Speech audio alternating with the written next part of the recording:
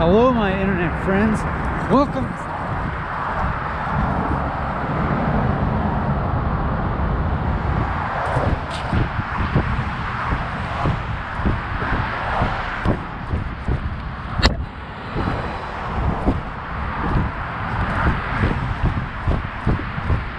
To Walking and Talking, the show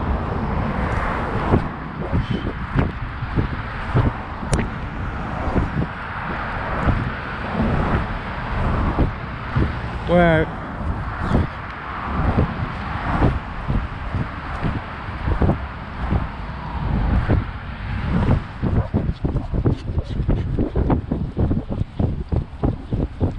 walk and talk. I was just thinking to myself before turning on the camera, I was thinking, I know how I'm going to start off this video. I'm going to query to myself and to you, dear viewer, how will this walking and talking be any different from any of the other ones? We are on the same old route. Look at that bright, sparkly water.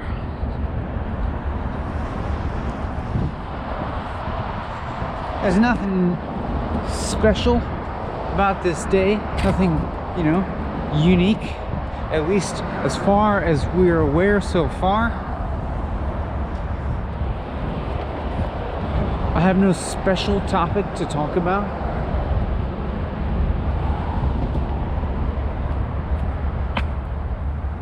I plan even to, do the same old thing. I'll walk on the same old route and forage the same old greens that I foraged the last couple times, because I took them home and I made a ton of pesto, and I'm just, why not make a ton more?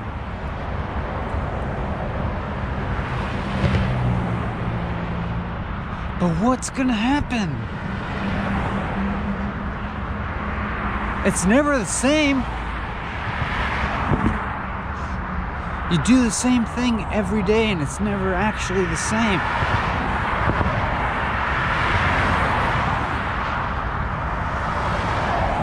Sometimes I'll get on the internet and look for something new and stimulating.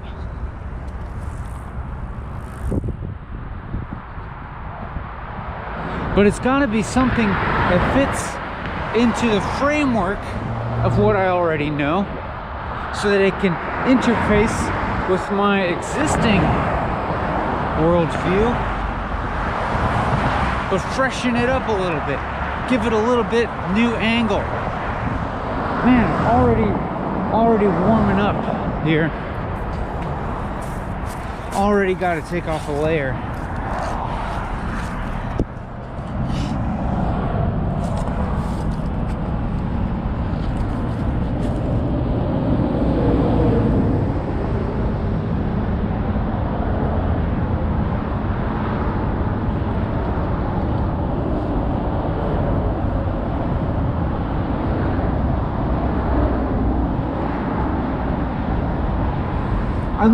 I'm looking for something new,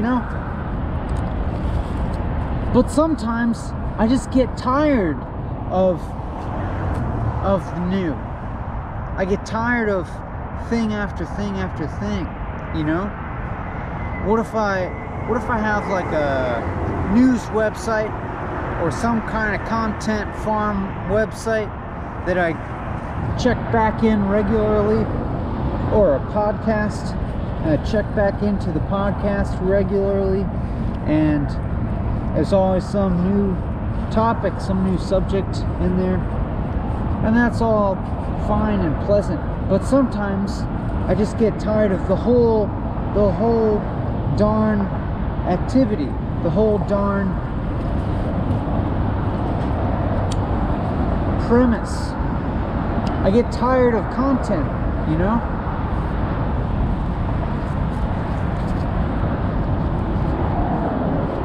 It's like, sure, I get some new information, and sometimes that information is very interesting and stimulating, and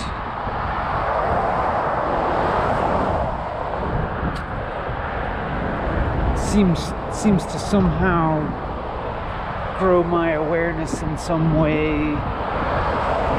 But it's like, it's kind of like it's like horizontal experience. It's like,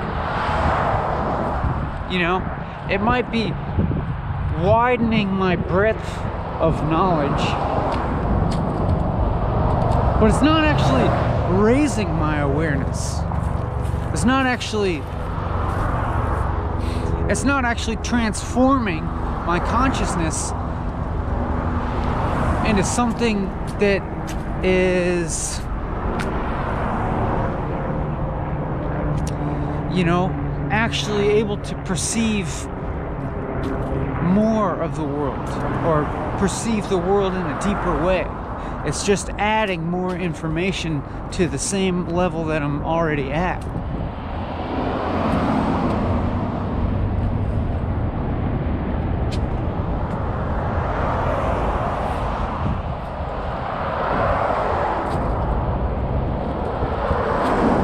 So I get tired of that, and then I just come outside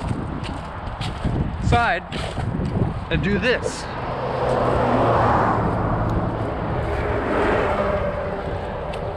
When I do this, I'm like, have a break from receiving any information.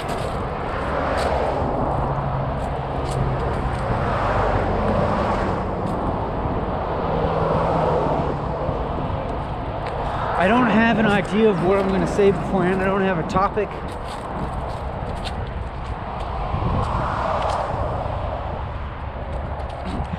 Because this isn't exactly that sort of thing where each episode is like a new topic, you know?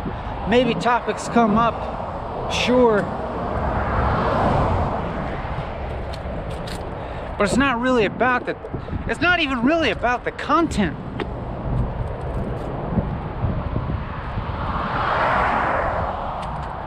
Per se, you know? You can say there's content here. You could say this is content.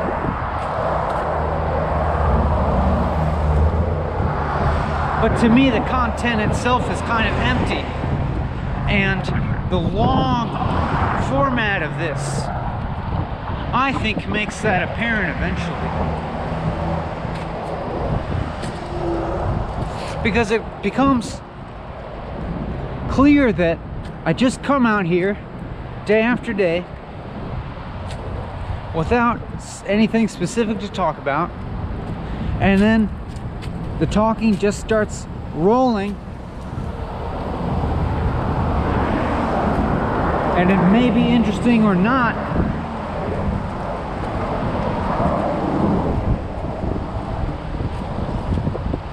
and topic after topic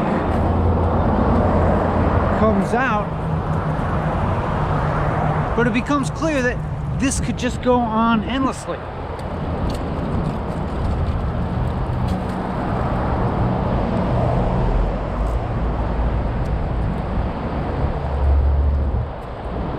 There's not a point in the conventional sense to it.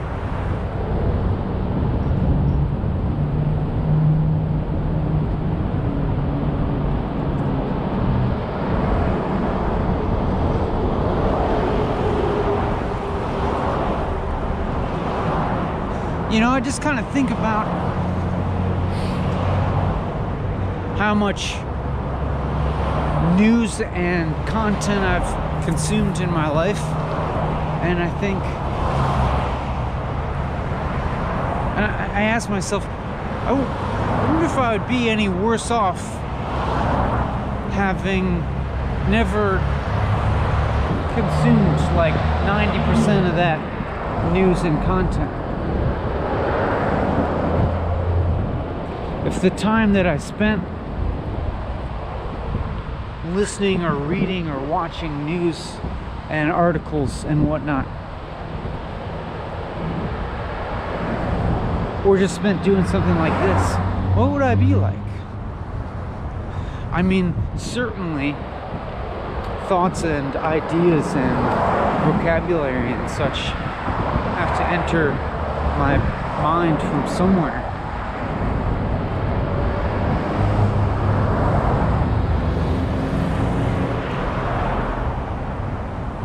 I'm just talking about how at a certain point it's like enough information is enough.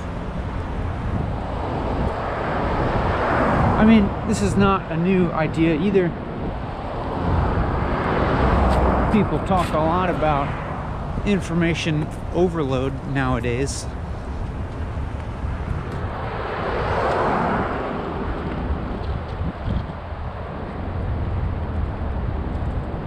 But it's not just about avoiding information.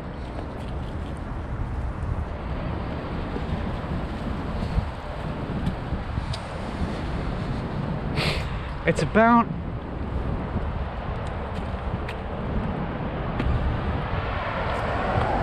heightening your perspective to be able to observe how your mind interacts with information in the first place.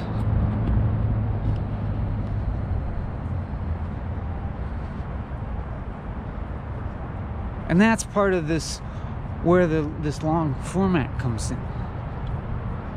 Because I talk and talk and talk, and eventually it's almost as if I have no choice but to really start noticing the way my brain works and the way my emotions change in relation to my thoughts.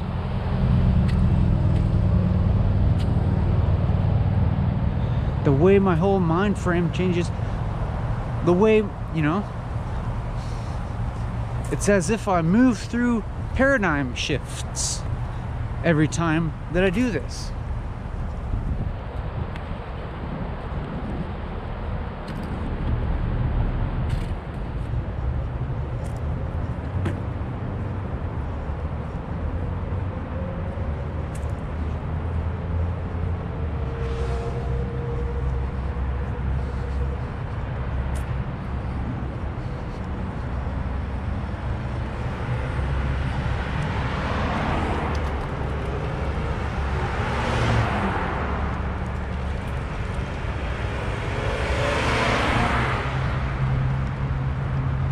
And certainly you play a role. My relationship with you plays a role in this, an important one.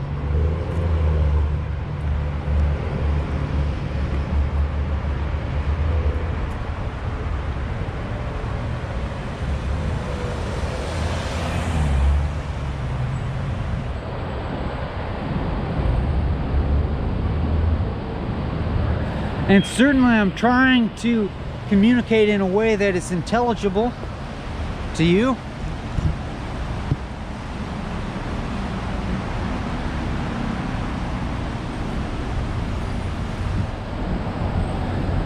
And I spend other times, some of the time when you don't see me on YouTube, I may be doing activities with a similar goal of, I don't know, I may be doing things that are a bit more removed from communicating with anyone.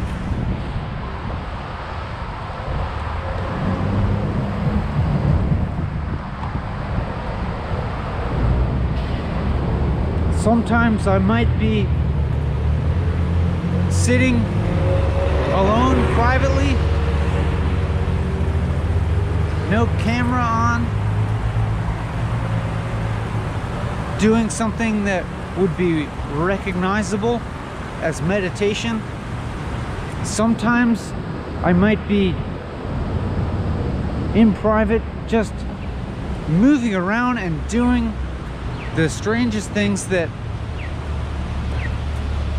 to me aren't really recognizable as, or categorizable as anything, but that the experience of doing them is this powerful transformation for me.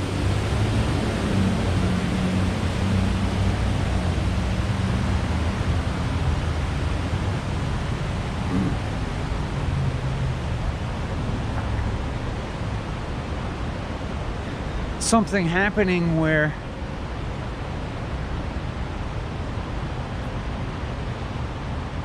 it's as if I'm going inward in private in such a way that a transformation is happening that is obliterating the inward outward distinction, and I go inward so much that I eventually come out the other side, and then I feel really refreshed and drawn towards interacting with the outside world, no longer seeing it as separate.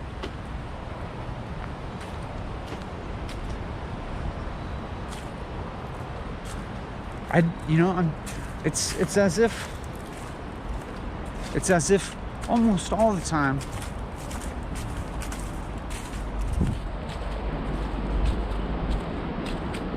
whether what I'm doing on the surface could be described as extroverted or introverted, or somewhere on some kind of spectrum in between the two, it's fairly inconsequential, because I'm no longer really perceiving a difference between those two.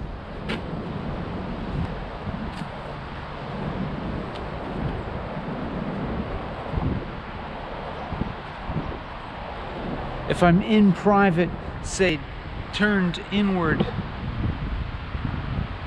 away from the world,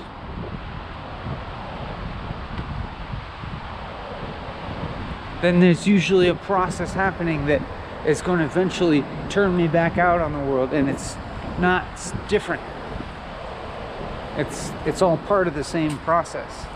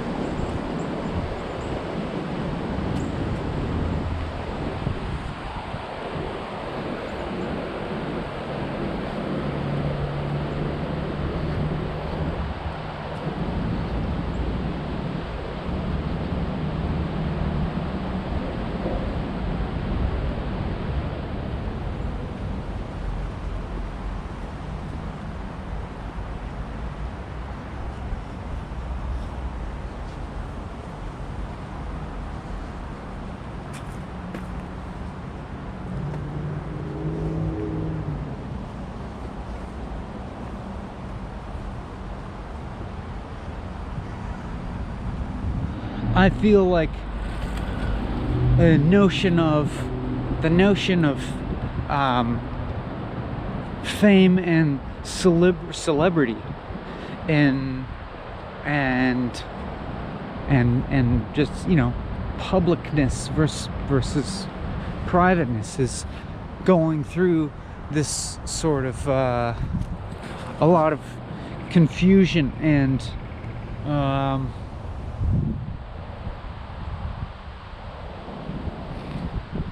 the distinction is increasingly being erased in this day and age via the internet.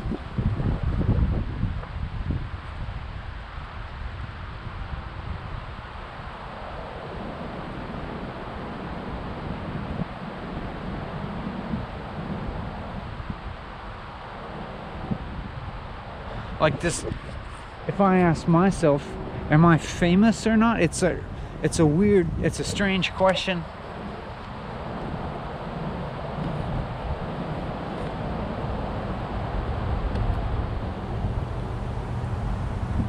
And ultimately a pretty irrelevant question.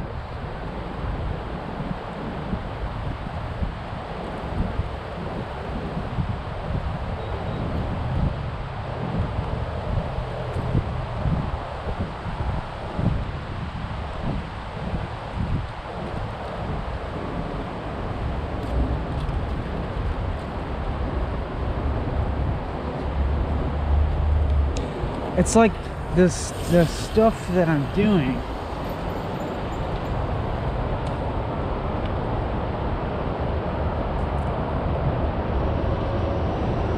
in some sense seems so contrary to what one would have to do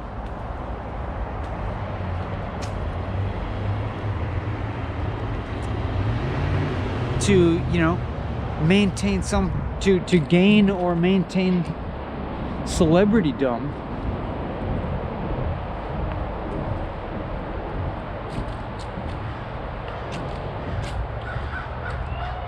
You know, I'm not doing anything that's that easy to digest. I'm not doing anything very sexy.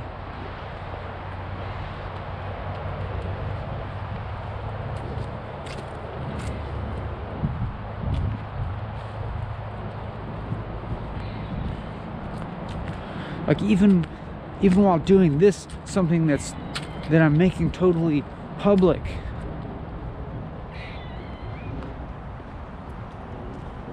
it seems like I'm primarily concerned with an immediate, real-time kind of transformation that happens just right here. But also, you know, also right here.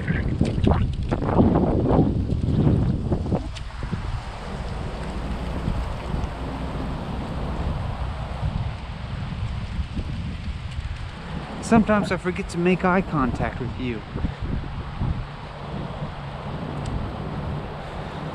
Something going on right here.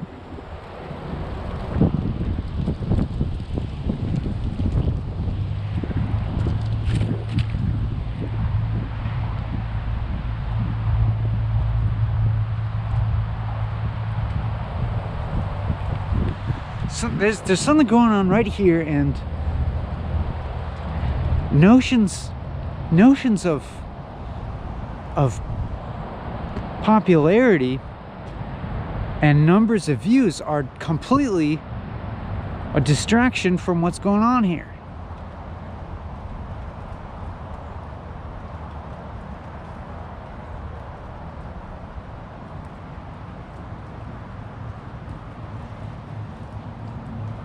Because can't we just like set aside this transactional way of interacting with this media?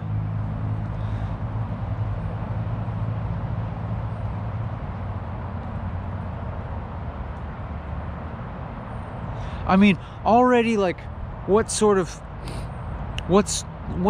status I occupy, what sort of role I occupy within this social media landscape seems very ambiguous, which is a good thing, and confusing.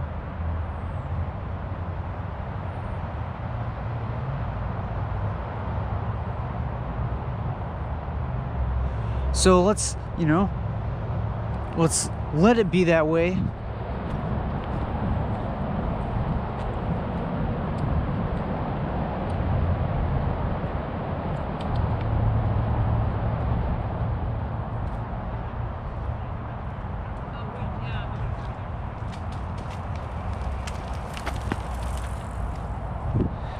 And let's have your role in this be confusing and ambiguous.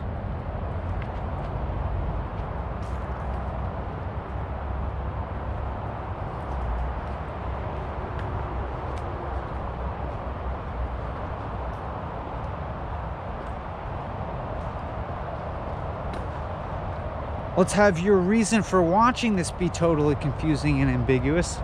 That's a nice patch of chickweed.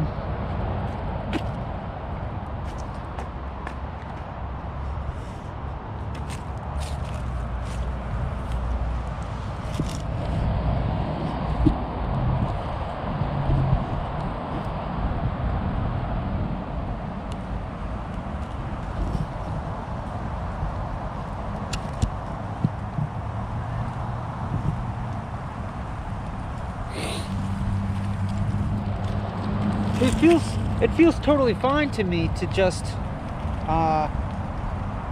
let a train of thought just drop off, because like wherever I was going with what I was talking about now, just now,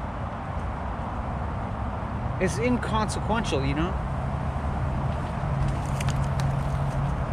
You know, now I can just be saying something totally different. I can be doing something totally different in a completely different realm of relating to the world. I mean I can just be collecting some greens now to eat later.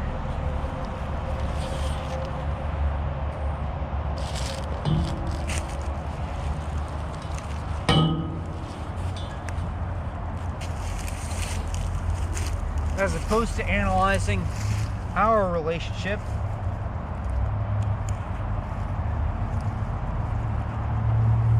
Because the overall experience, I mean, whatever component of this experience is essentially the same. I mean, the fundamental component of this experience is the same regardless of what's happening on this screen.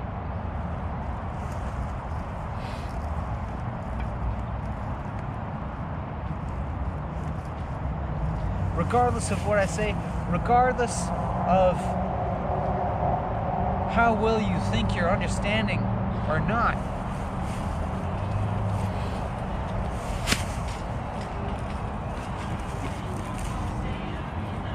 The important thing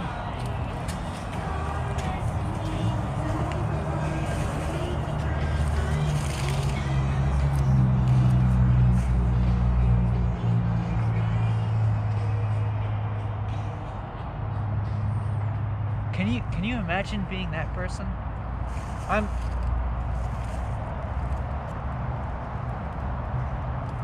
That would be an interesting thing for me to try. Walking while listening to that music for any length of time. That might be more of a challenging, paradigm shifting experience for me than what I happen to be doing now, which is, we could say, in my comfort zone. But it's never, you know, doing the same thing is not necessarily comfortable. Doing the same thing over and over again gets hard too. It gets harder. I mean, some aspects of it get easier.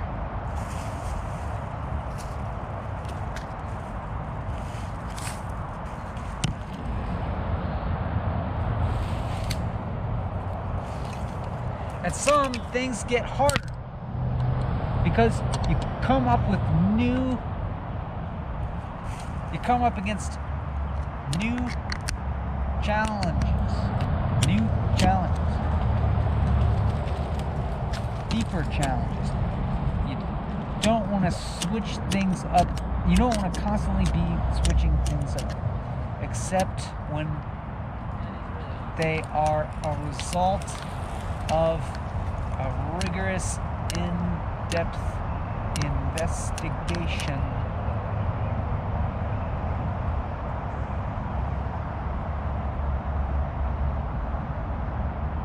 Alright, forget everything I just said.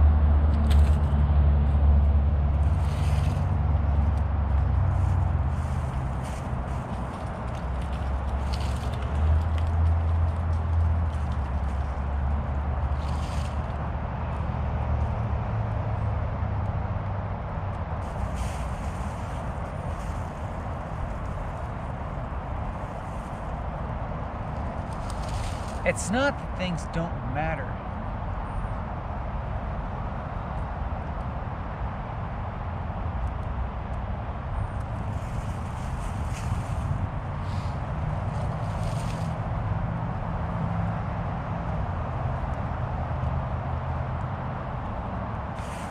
Because you gotta take care of the baseline things.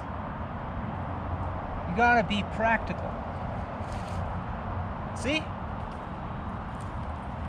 Take care of baseline needs. But don't always be so don't always be in a rush to, you know? Sometimes doing it the slow way. By which I mean,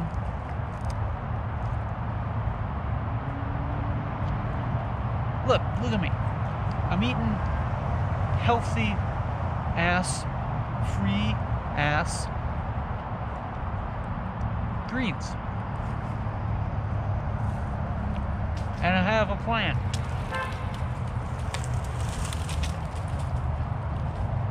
To take these home and make pesto out of it. And then I'll be eating that pesto for like a week.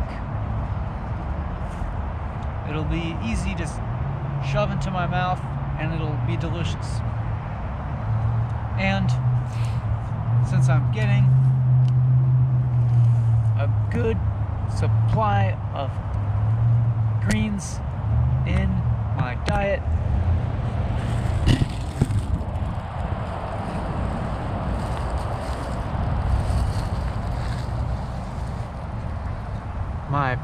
my blood sugar levels will remain relatively stable, and thus I won't have to be constantly searching for high glycemic snacks and stuff to keep me feeling energized. I'll maintain a steady energy level throughout the day.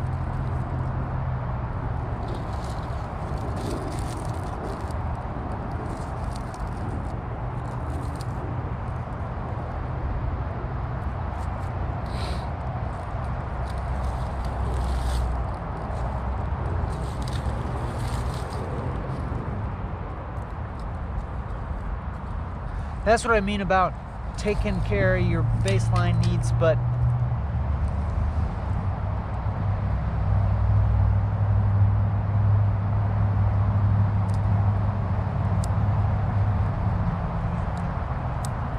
sometimes the most immediate answer isn't the best one, you know what I'm saying? Like, feeling tired, eat a candy bar is different from feeling tired than like eating a salad and continuing to feel kind of tired until maybe the next day or maybe even the day after, when your blood sugar levels start to recalibrate to an even level now that you have a good balance of nutrients in your body, as opposed to maintaining the cycle of high, glycemic spikes.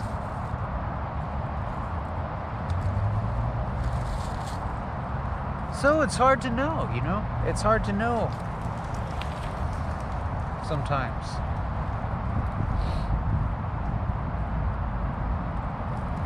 What the right thing to do is.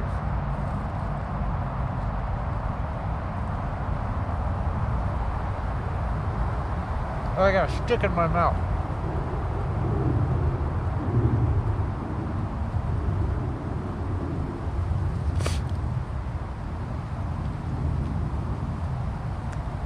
Got something hard in my mouth. Have fun with that one, kids.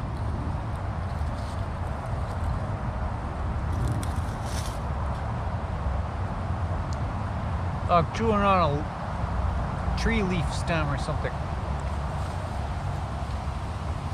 Or maybe one of these.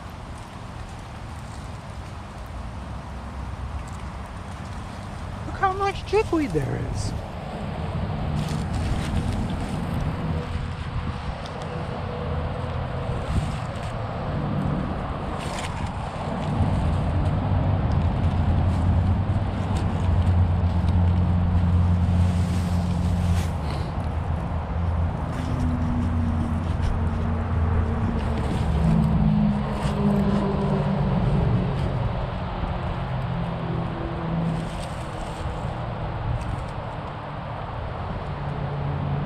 I'm getting more entertaining, right?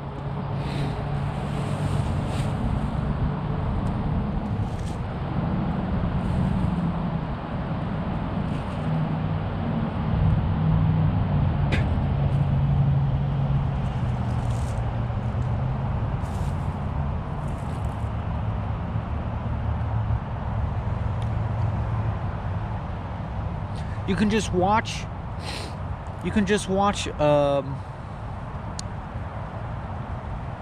a random dude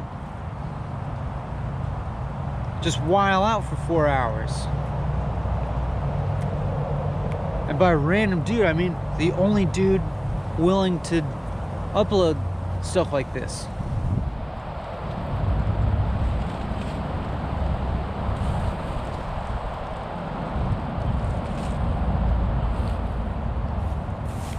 You're just watching another person be a person. But what about you? You can be a person too. Like me. Be like me.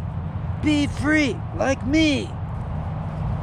Liberate yourself like me.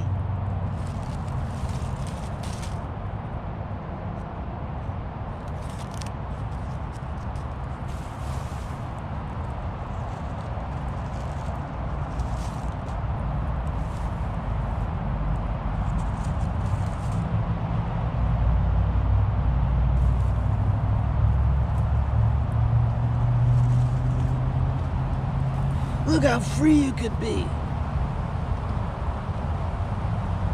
If only you freed up your mind.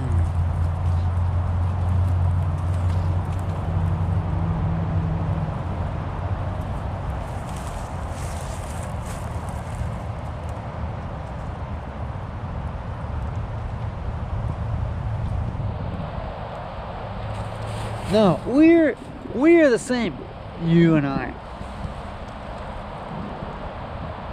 We're all, you know, we're the same stuff.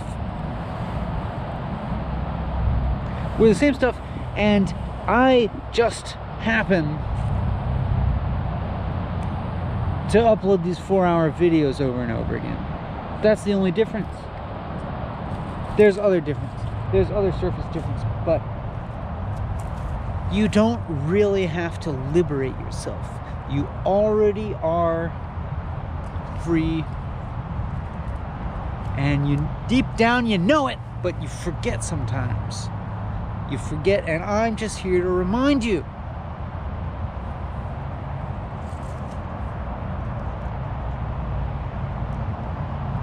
I'm just here to remind you that you and me are essentially the same.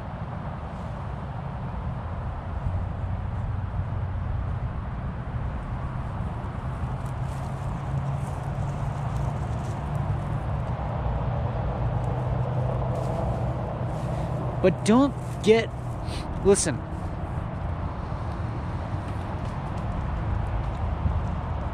all you critical theory people, don't get up in arms yet with the like cultural relativism and thinking that I'm not recognizing my privilege. I'm not respecting cultural differences.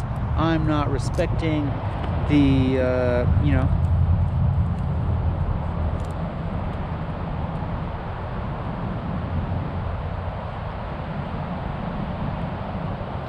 don't yet get up in arms thinking that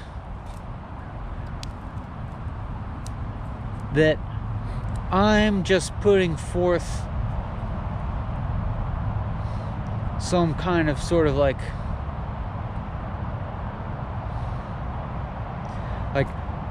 we are all at one narrative in order to maintain my dominator position in the social hierarchy. Hold your horses on that, because I'll get to that.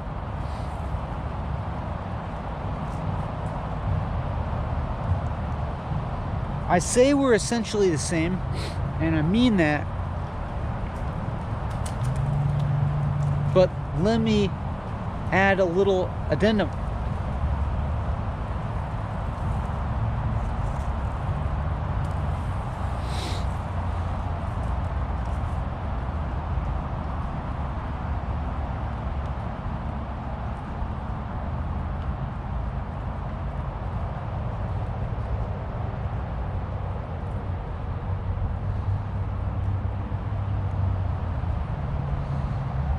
When I say that, it's not to suggest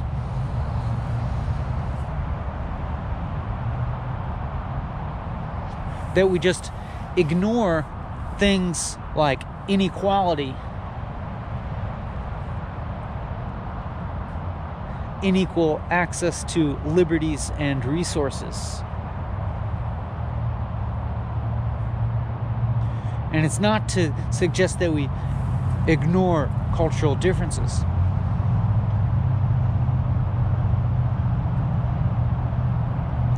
It's not to suggest inaction with regard to inequality, with regard to violence and oppression.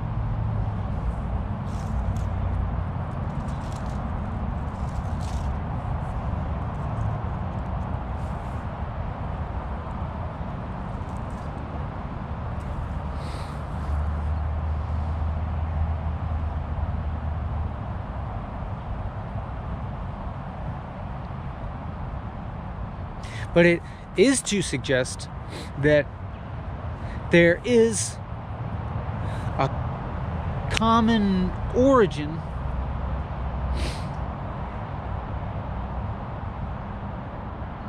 we could we can say that I can say that evolutionarily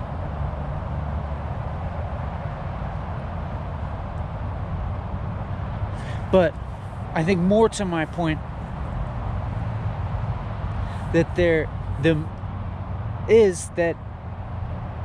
I do think that the most fundamental component of the human experience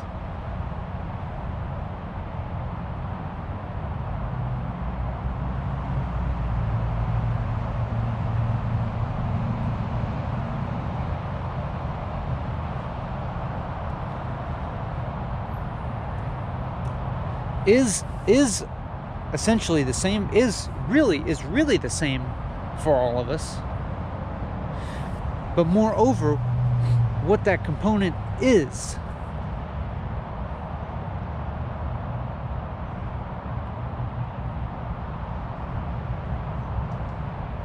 it's just like the fundamental fact of experience, that we are having experience at all. And in that, when you're able to look at just that part with if you're able to look past the surface stuff, the solidified, the particular, the many and varied aspects of our world, and just look at experience itself, consciousness,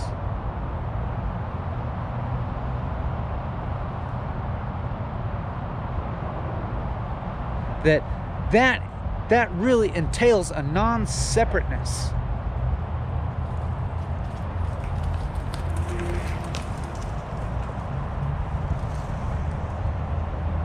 And there's many important things mandated by that kind of awareness. It, mandates us to not behave individualistically, to not behave tribalistically, to not behave, ethnocentrically or nationalistically, or in any racist, sexist, or other forms of bigoted ways.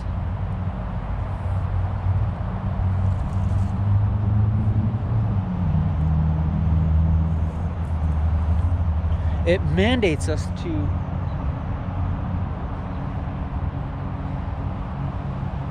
recognize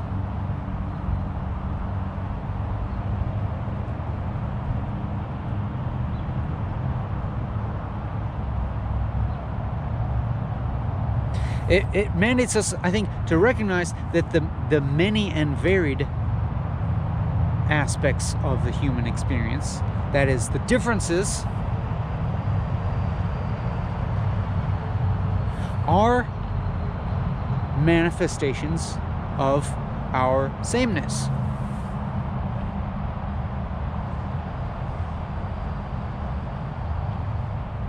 To look at another person and see the things that make them different from us as none other than manifestations of what makes us one and the same.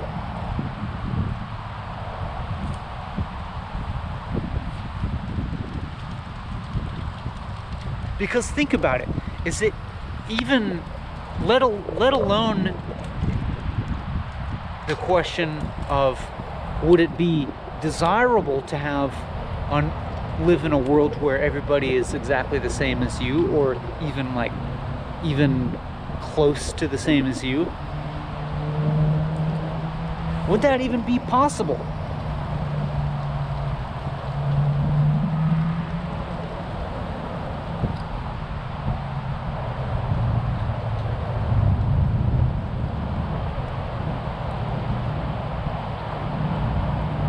I mean, sure, there exist societies that have like a relatively high amount of homogeneity with regard to race or genetic makeup or cultural practices. But no society can be 100% homogeneous. It just wouldn't work. It's like you can't have an ecosystem that is only ants or something, There has to be ants, and there has to be plants for ants to eat, and there has to be animals that eat the ants, and you need all this difference.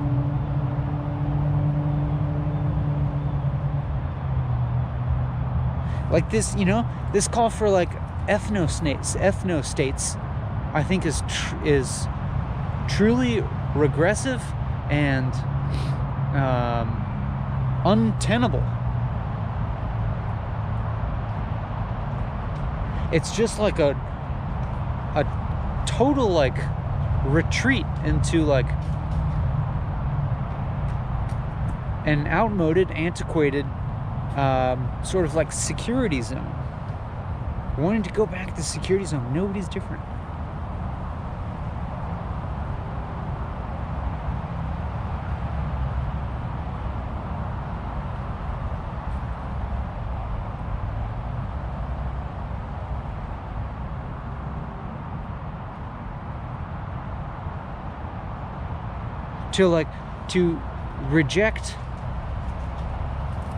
To reject another person or group of people on these sorts of like just kind of like very like sort of natural differences.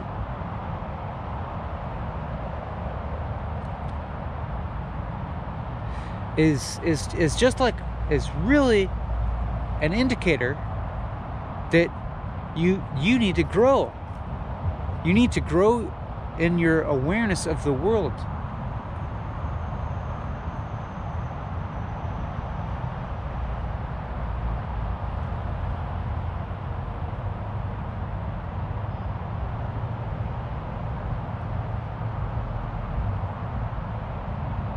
To be able to see, to be able to see how a difference in another person is a manifestation of exactly what makes you who you are.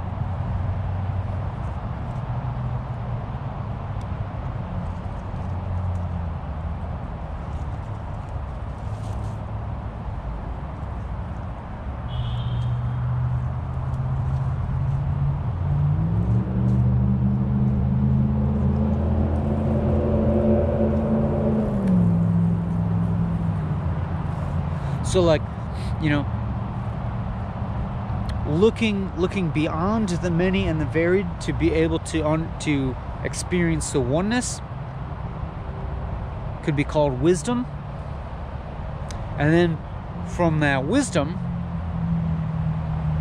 to be able to come back and embrace the many and varied and the different as all purely manifestations of that oneness, we can call compassion.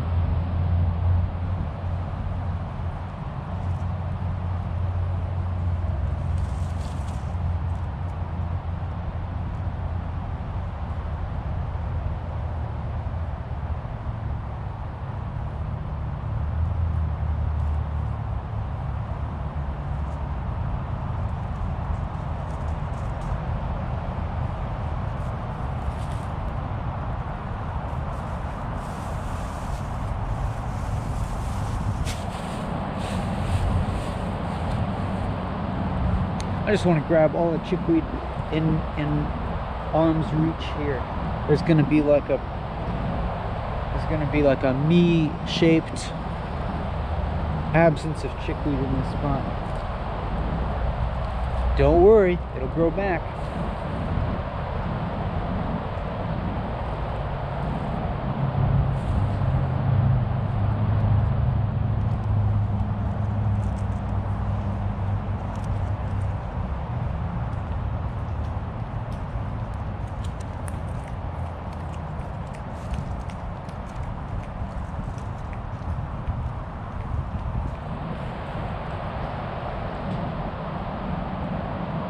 Am I a hippie?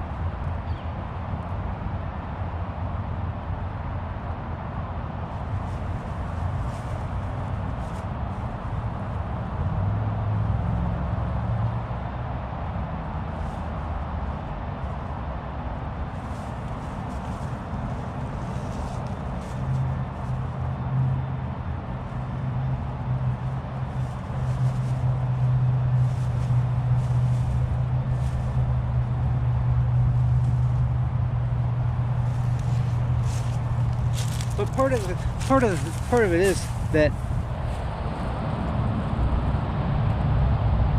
meeting your baseline needs more fully and reliably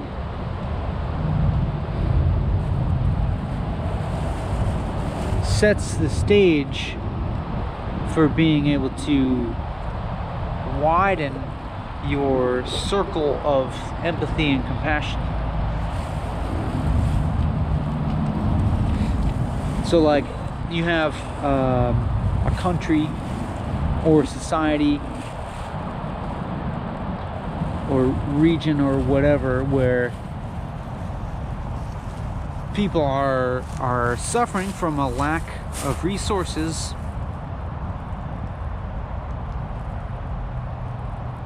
or just a general lack of well-being for one reason or another.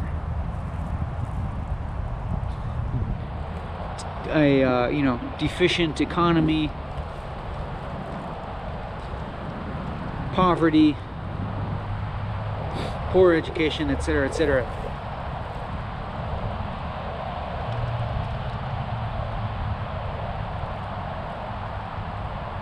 That makes it harder,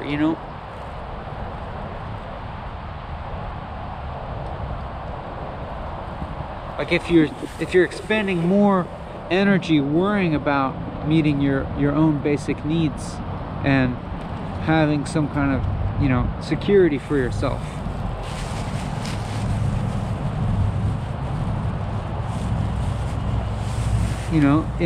it could be in the basic biological needs of healthy and sufficient food and housing and shelter and warmth and all that. And then there's like emotional needs and just like feeling of belonging, feeling of being respected, and friends, peaceful relations with the people around you.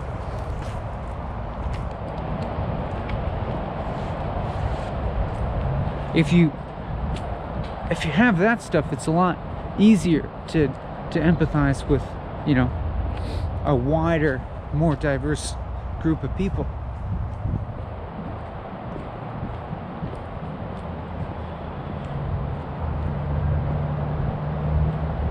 So what do you do if because by pure circumstance, it's quite possible that you could wind up in a situation by no choice of your own where resources are scarce, or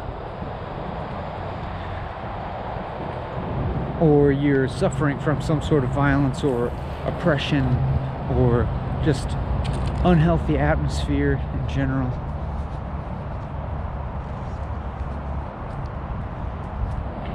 Well, I mean, I would like to suggest that there are ways of starting to meet those needs in a fairly self-sufficient way, I think. Well, like, say, in where I am, in this society, this culture,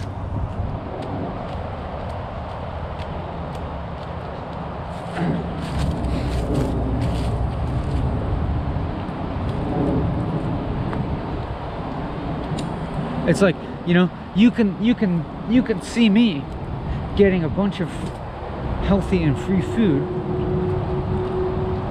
just kind of by virtue of having the right knowledge and the right sort of disregard for the cultural norms, which are to buy everything conveniently, and you're surrounded by consumer options that are not very healthy, and if they are healthy, they're probably kind of expensive.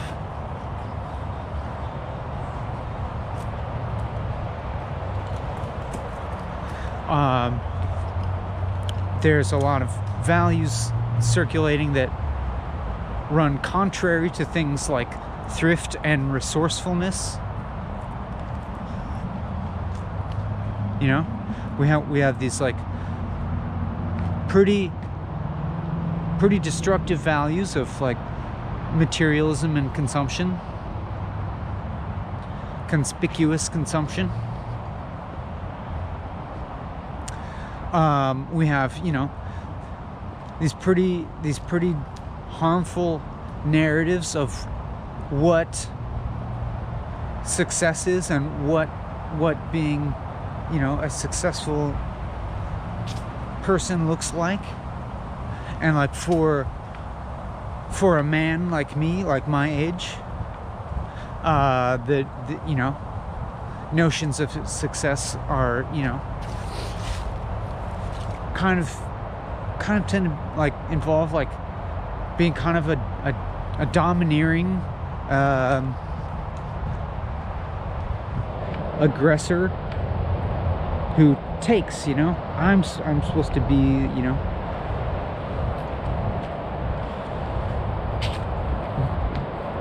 bringing home the proverbial bacon in the form of massive profits.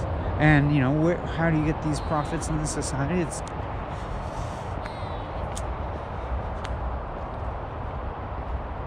I'm not going to say it's always in a harmful way, but quite often, if you really look at it, you know, what the end effect is from most economically prosperous enterprises. If you really like look at what the net effect is, it's generally not a positive one.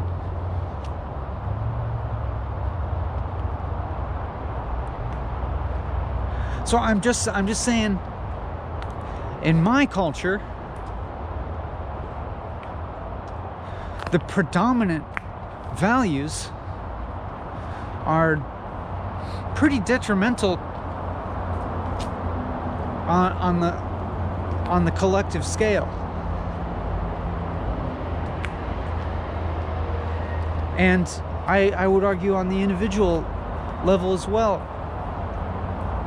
Because like, here I am, like, you know, I'm willing to totally disregard a lot of those harmful values and do the stuff that most people would think of as weird or even depraved, you know, foraging food, dumpster diving, just, you know, being resourceful in a number of ways.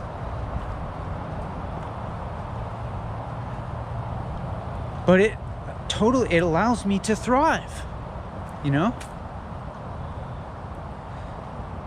It's a much, like, you know, foraging some greens, cutting up roadkill deer to get healthy ass meat that's not raised in a factory farm. These are all much more soul enriching experiences in themselves than going to a grocery store and waiting in line and spending a bunch of money. Like, all in every way, it's like more enriching. It's more healthy for myself individually. It's for the environment as a whole. It stimulates, you know, all of my senses. I get this tactile experience of processing a roadkill deer, of smelling and tasting and interacting directly with this environment.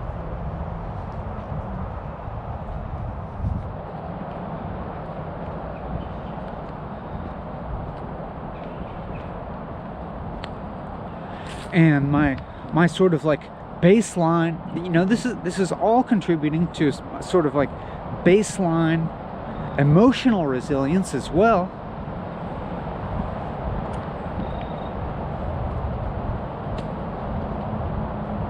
That provides a relatively steady base to be able to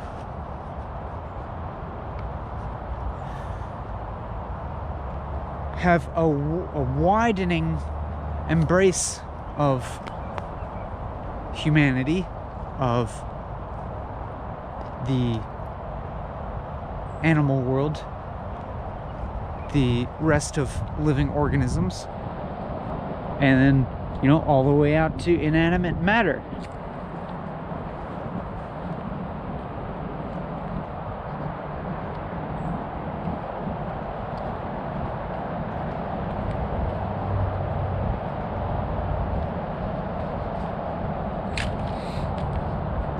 And then, you know, having this expanded sphere of empathy. And when I say empathy, I don't mean this in some kind of like sacrificial terms of like I'm like sacrificing myself in order to, like, you know, feel for another or something. It's just a component of an awareness of the oneness, of not separateness. But that type of broader aware, you know, higher, broader, more encompassing consciousness also has beneficial downward effects. That is, that kind of consciousness can have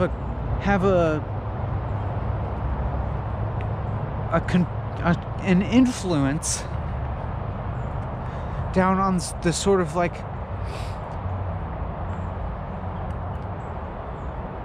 ways that I meet my more basic needs.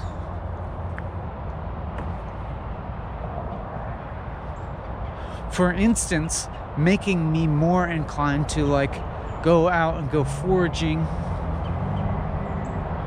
as opposed to go to the corner store and get a Mountain Dew and a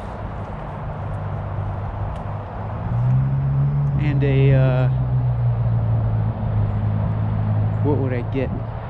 Flamin' Hot Cheetos.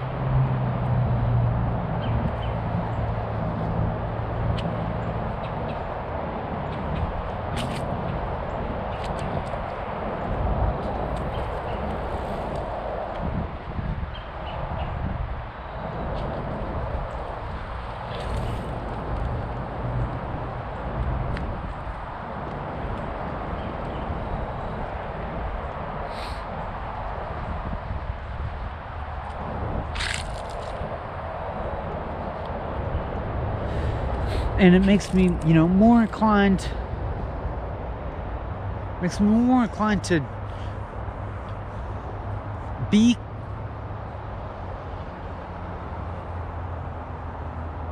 like deeply content with like my, you know, quote unquote material existence than to be in this wanting, grasping mind state of constantly needing to buy, you know, the nice new furniture and most fashionable new clothes and all this stuff. Although, you know, sure,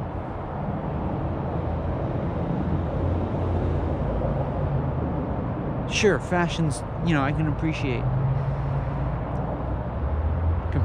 a nice made chair, a well-made chair.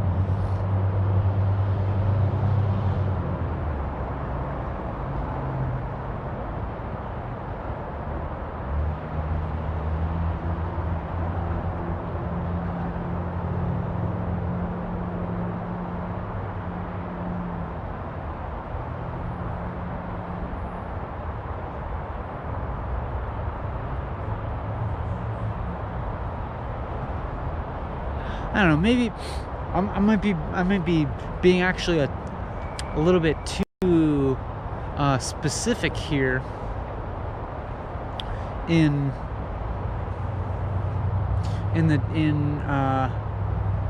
placing a value hierarchy in types of behavior. So, for instance, you know, maybe there is a, you know, a place in society for the consumption, for the, you know, production and consumption of new goods. You know, we can make things, we can make technology better and more efficient, and increase our quality of lives in some respect. Sure, yeah, the advance of technology has really improved many aspects of our lives.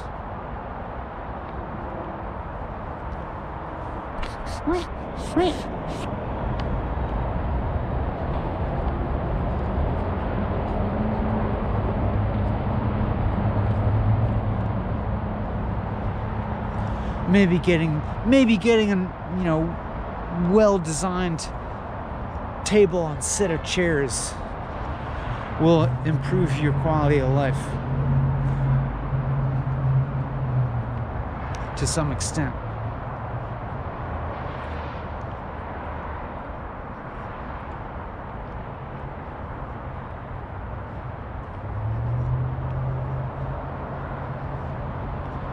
But I guess what I'm saying is that if... Oh, here's a nice patch of nettles. I'm gonna come get these on the way back, because I feel like I want to continue on this train of thought without getting too distracted.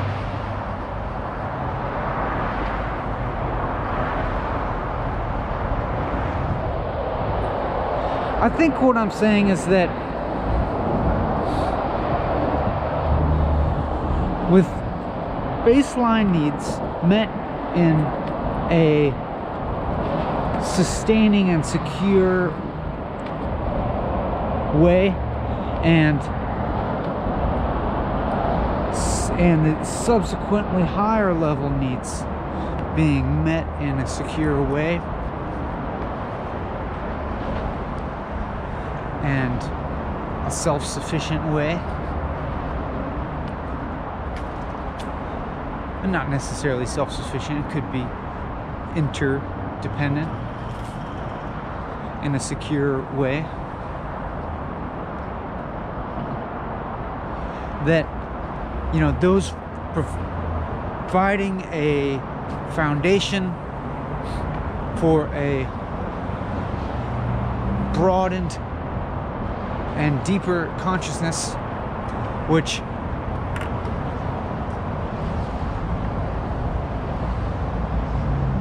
is going to predispose you towards clearer thinking around all your activities,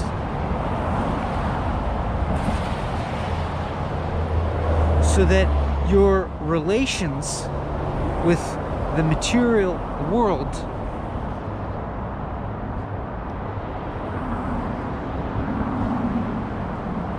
can more efficiently meet your needs and those of those around you. You know, I'm just talking about making better decisions.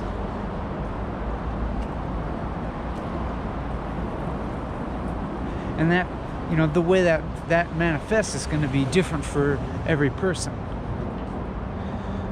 You know, for me it might be foraging and dumpster diving, but it's probably not going to be for everybody. And it can't really be for everybody in this society. Not everybody can dumpster dive, you know?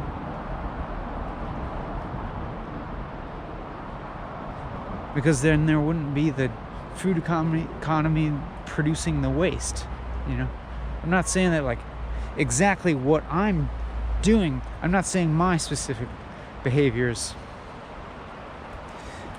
would ideally be scaled to the rest of society. That's not it. You know, we have we have and must have a heterogeneous means of meeting our various needs.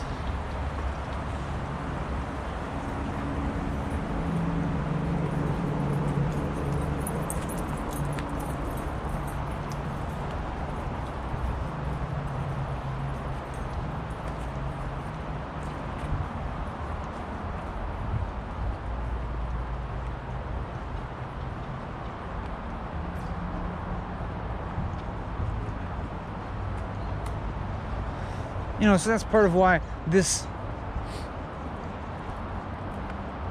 YouTube series is not like about specific advice or anything.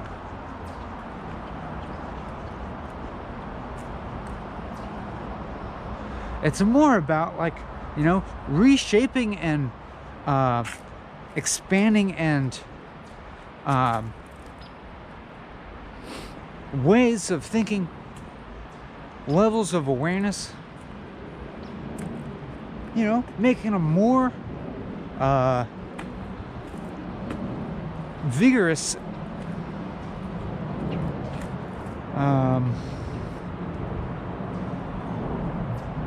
more, I don't know, stronger.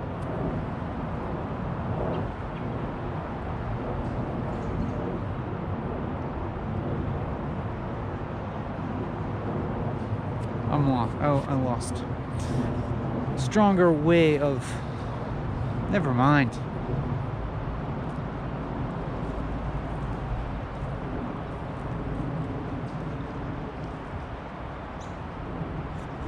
Let's drop it and just, you know, look at those birds over there.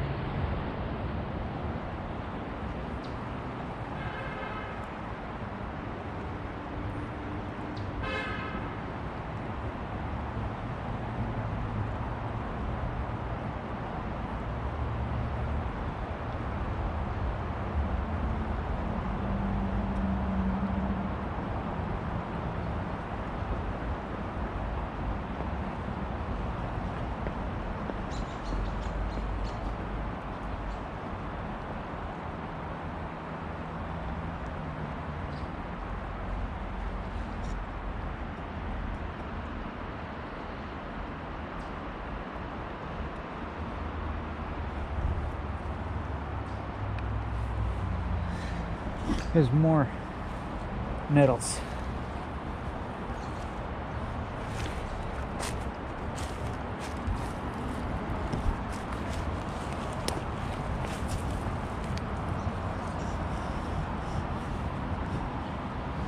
Maybe I'll sit here and pick some more nettles.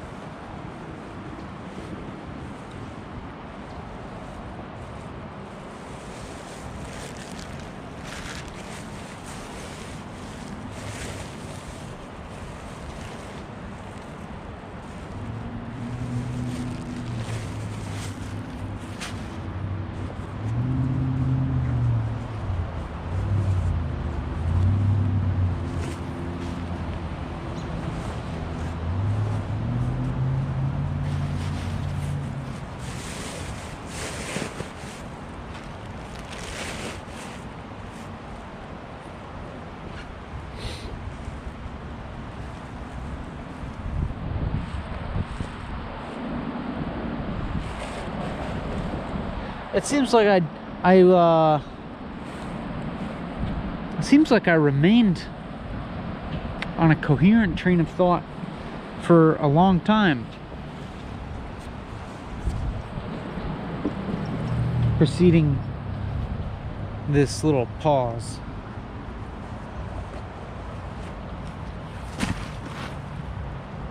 I mean, it's the same sort of crap that I talk about all the time.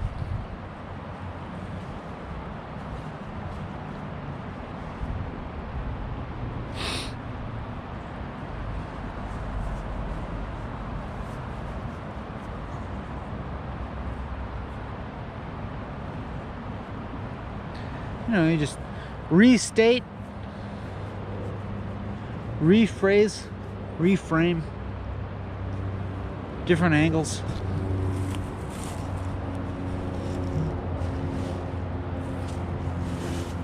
It's some SSDD, you know? Same shit, different day. I haven't thought about that phrase for a while. That's pretty damn appropriate for this YouTube channel. SSDD.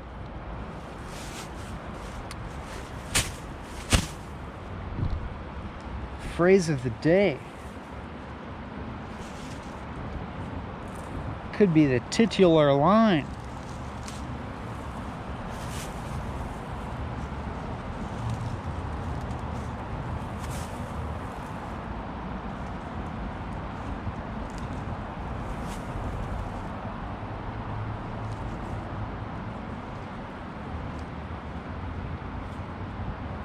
You know, I don't mind some SSDD.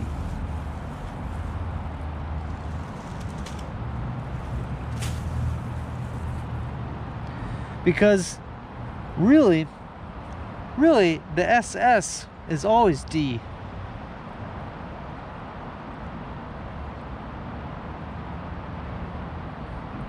S is D.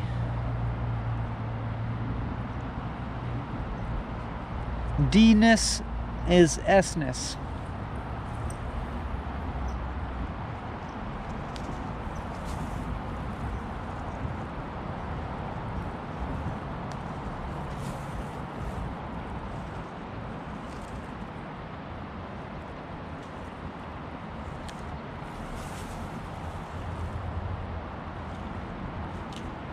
I don't even cook this nettle anymore.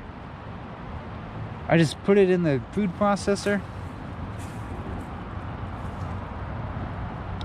with some olive oil, some nuts, some garlic, some other wild greens, some nutritional yeast, a little bit of salt, maybe some lemon juice.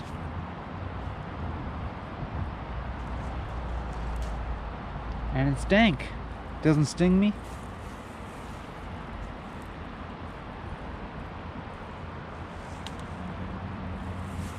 Maybe I am a hippie.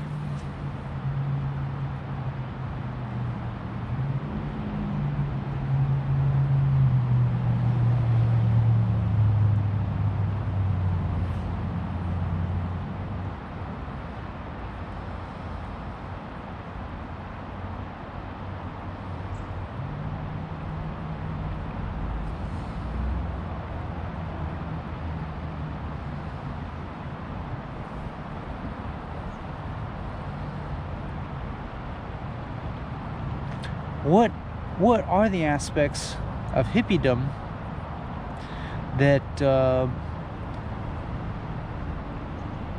make me so averse to that category of person?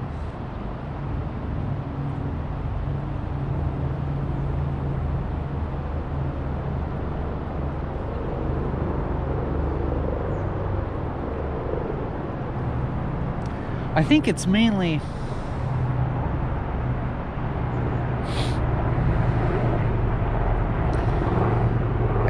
that, so the person that represents the archetypal hippie in my mind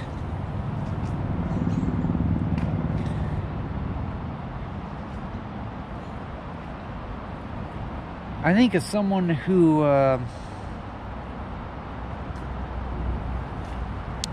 just dwells in a sort of safety zone,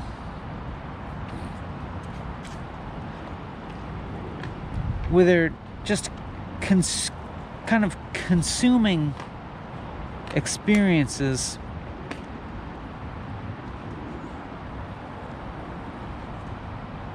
as if they are, you know, somehow transformational, when in fact these experiences are really just kind of like different flavored things, like, you know, like just like consuming kind of like Oriental flavored culture, because it's different and colorful and attractive, and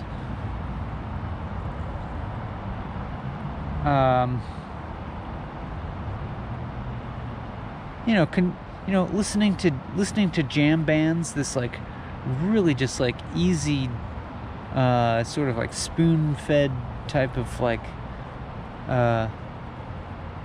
music.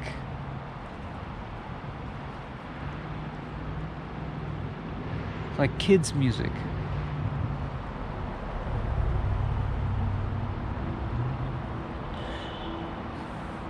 It feels to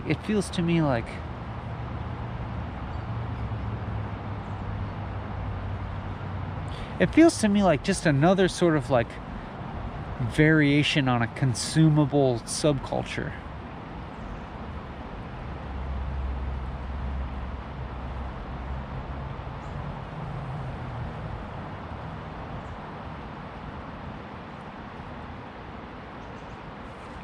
It still, doesn't really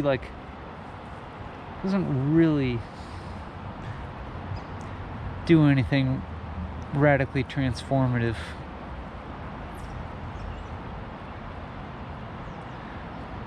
For the hippie or for the society.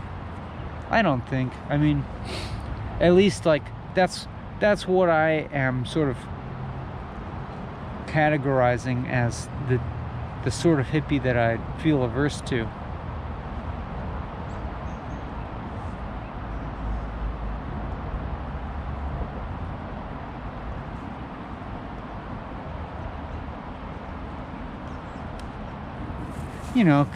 Endless stream of like various drugs, psychedelic drugs, but it's like doesn't actually change the person. It's, I don't know, maybe it might, but like it's still gonna be like bogged down in all this like Orientalist culture, all the Orientalist like trappings.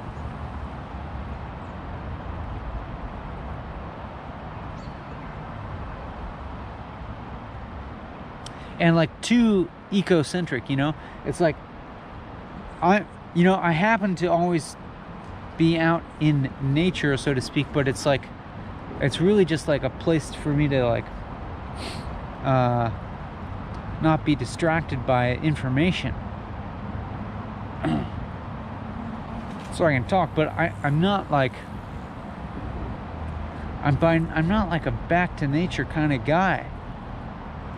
I mean, yeah, sure, I forage, whatever, it's free and healthy. But I'm not like we need to go back into hunter-gatherer days. I'm not like, you'll hear none of that from me. I'm not like we need to all get in touch with Gaia, the Earth's mother. Hell no. Because that would also be regressive. That would be regressing to animistic magical thinking that a long time ago was the top level worldview for hunter-gatherer societies. But we have grown beyond that. Sure, with lots of pathologies that come with the territory of civilizing, industrializing, and technologizing.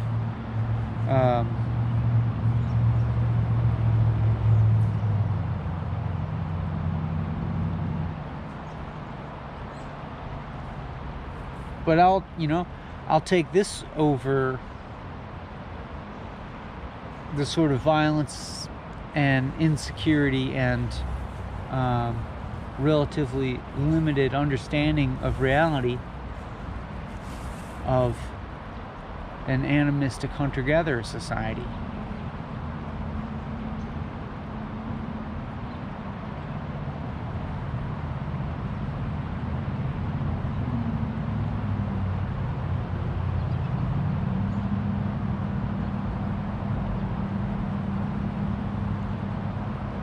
as a society, we still contain all the possibilities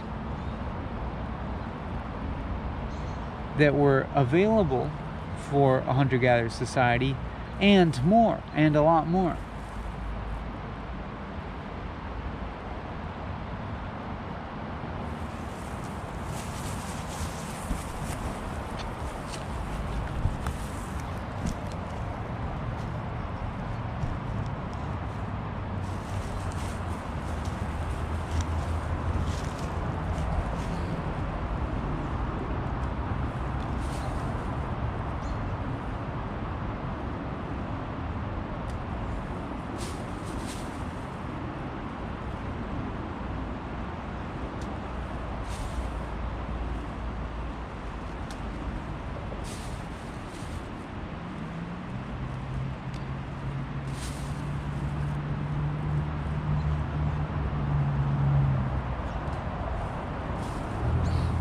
You know, because it's not like I would want to have to rely on picking nettles in order to survive. You know, it's like I'm very happy that I never really have to worry about getting enough calories. You know, like, all I'd have to do is go to a grocery store. In order to survive, I just have to go to a grocery store, and like, I could survive very cheaply, you know, very little money, just buy some eggs and potatoes and some broccoli or whatever, you know.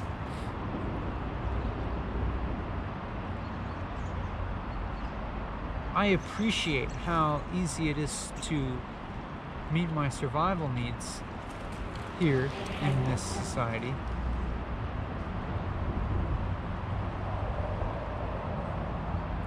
So that I'm able to focus on other stuff.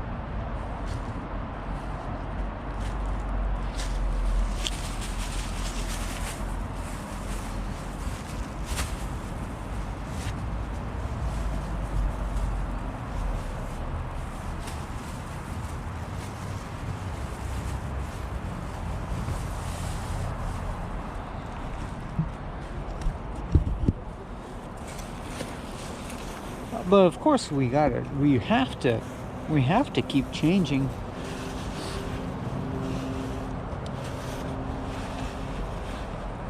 Things about our society. We have to,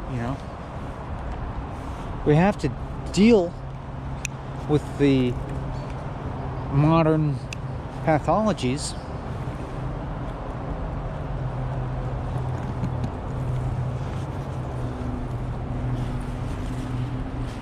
if we want to continue this growth and expansion of consciousness.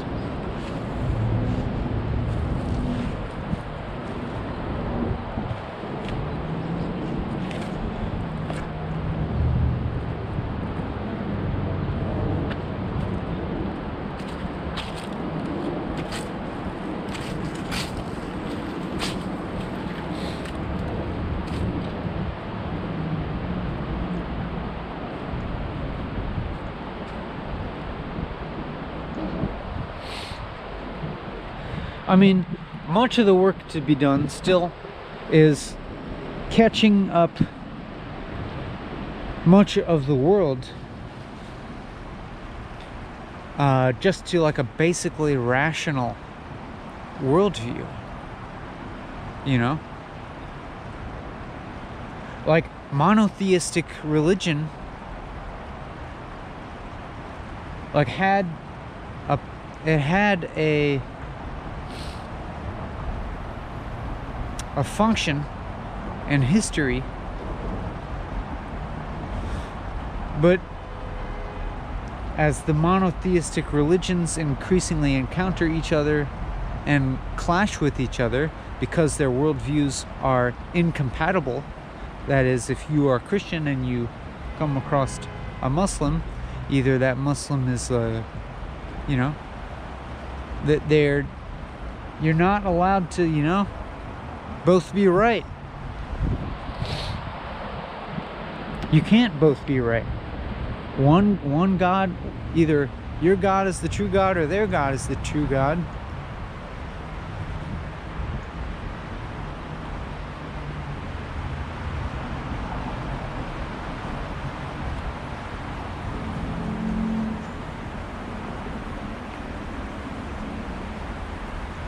And so don't give me any of this like liberal Christian baloney of like we can all be right, you know. No, you can't believe in the Christian God as the creator of the world and also believe that the Muslim God, you know, is real. You have to, if you're going to say that there's a real Christian God, then you have to say that the Muslims are wrong and going to hell.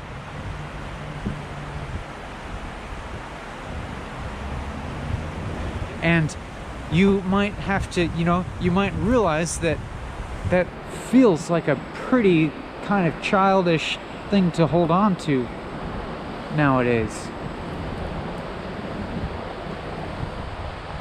You know, it's like that kind of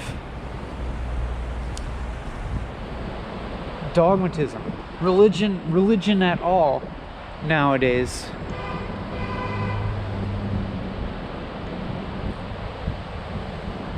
It's like it's separate from the worldview that we actually use practically, like in life.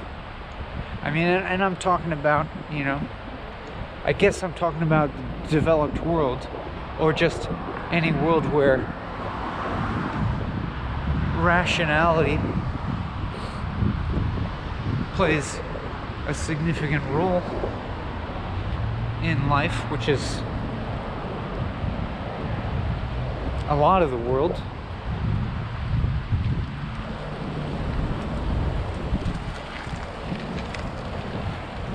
But it's like, you know, where I live, it's like our government basically, ostensibly, in general, perhaps excluding present administration excluded,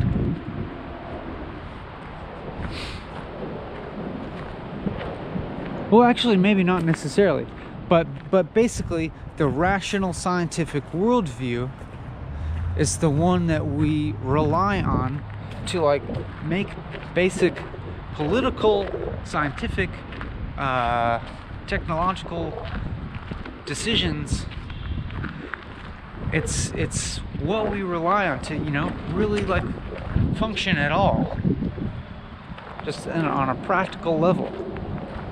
And then for some people, there's this other kind of like separated realm where they still maintain a monotheistic religion.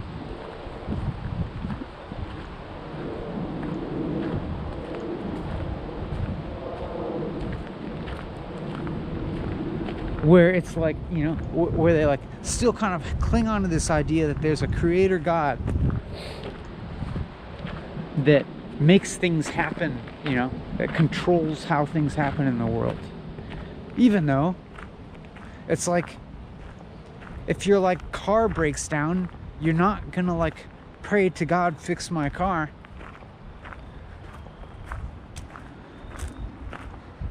You're gonna like rationally diagnose the problem and fix it. Or your mechanic is gonna rationally diagnose the problem and fix it. And the people that make cars, engineers, will rely upon, you know, physics, material sciences to design better cars.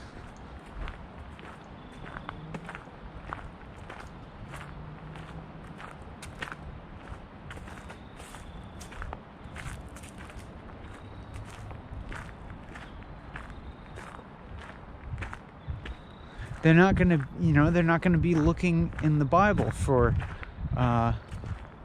what to do.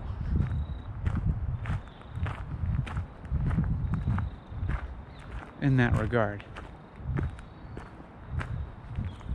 It's like a weird, you know, it's like a weird intersection of worldviews. And increasingly, the religions are going, the more they butt up against worldviews that don't agree with them, they're gonna have to die out.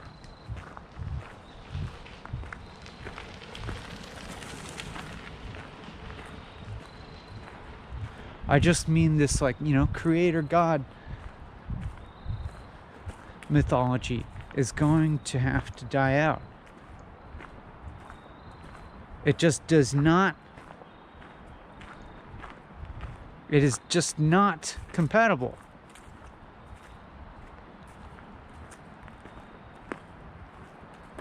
with any of our real observations with reality anymore, you know? At a point back in history, it made sense.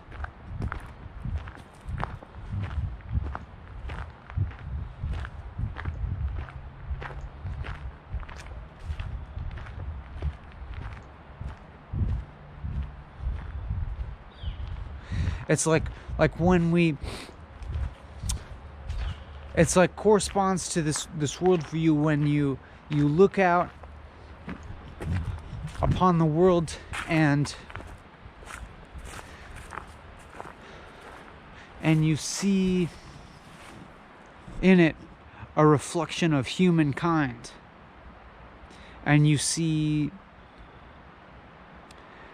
how it sort of seems like things are here for you, a person. Things are here for people. Things are just put here to serve us people.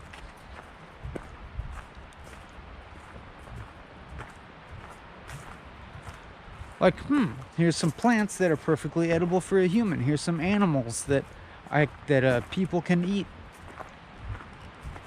And the sun comes up and warms us. And there's fire and it keeps us warm. Like, how did this all come about? Seems like, you know, and it's like, well, it's like looking from our experience, our human experience, it, at that point in time, it was hard to conceive of the world coming into existence from anything other than a human-like consciousness.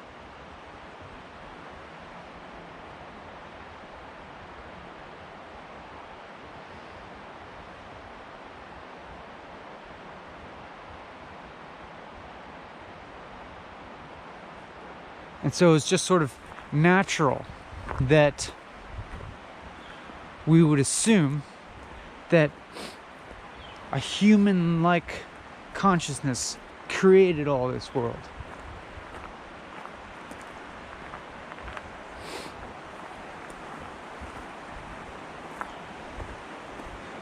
And that sort of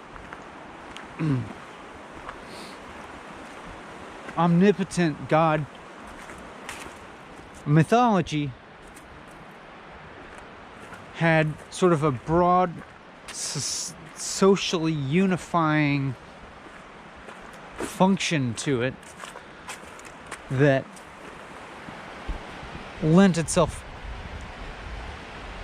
perfectly towards, you know, these intense dominator hierarchies, you know, monarchy. Omnipotent God creator, mythology, worldview, understanding of what is reality, like kind of falls hand in hand with like the respect of the authority of monarchs that have been ordained that way by God. Someone, you know, this omnipotent force just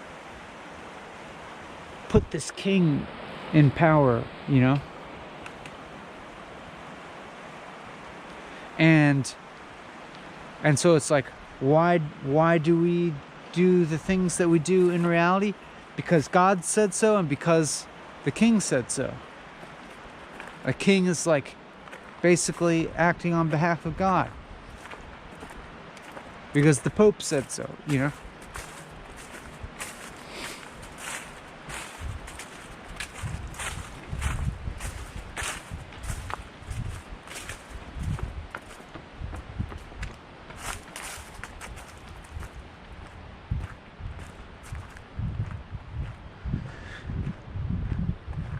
And so then, you know, we've had this long era of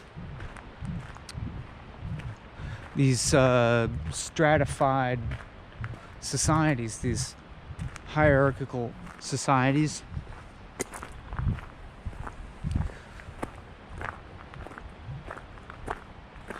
And, you know,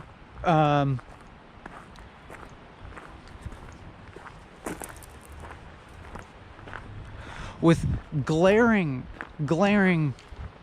pathologies embedded in them, you know, insane cruelty, and, you know, the most like intense violence and cruelty one could imagine.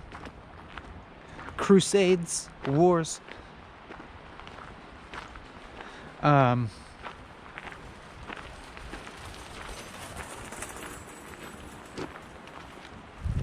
you know, genocides.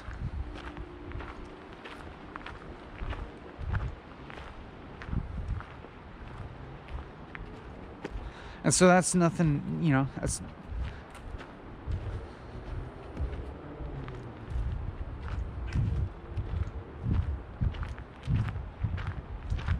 what's the phrase I'm looking for? That's nothing to sneeze at.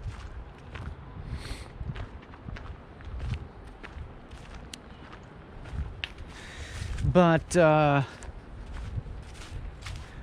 those types of societies this type of society did have the effect of leading towards an increased sophistication in human society that we didn't have before. Increasing specialization of labor, a wider scale cooperation that is like, you know, making things that took very complicated cooperation of like all these different people, all orchestrated, each one doing like very specific jobs that all work together to make one thing that, could never have, that's so complex it couldn't have been orchestrated in something like a hunter-gatherer society. So it had this bigger advance in technology, advances in various fields like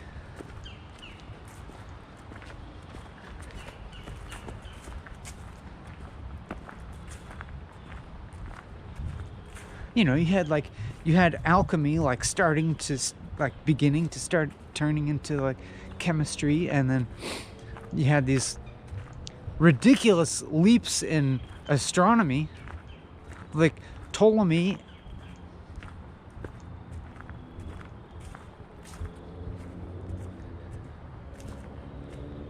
and Copernicus making this insane revelatory leap in understanding our place in the world, of being like,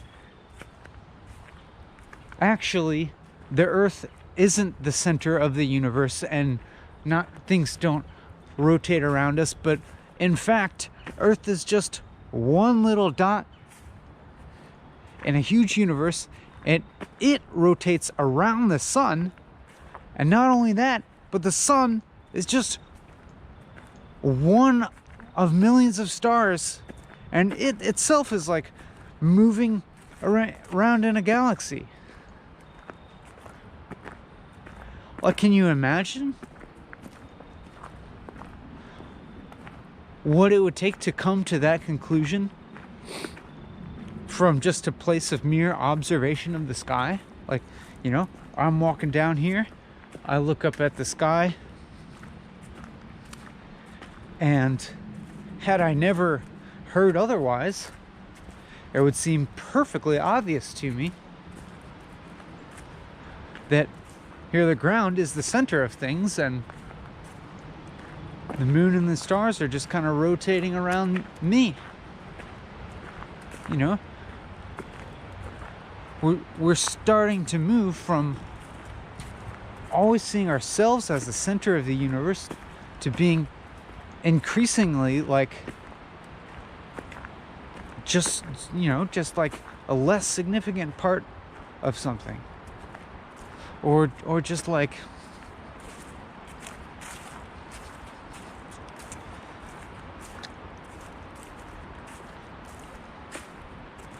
I don't know what it is, but like realizing the world is bigger and bigger and less centered around the human species.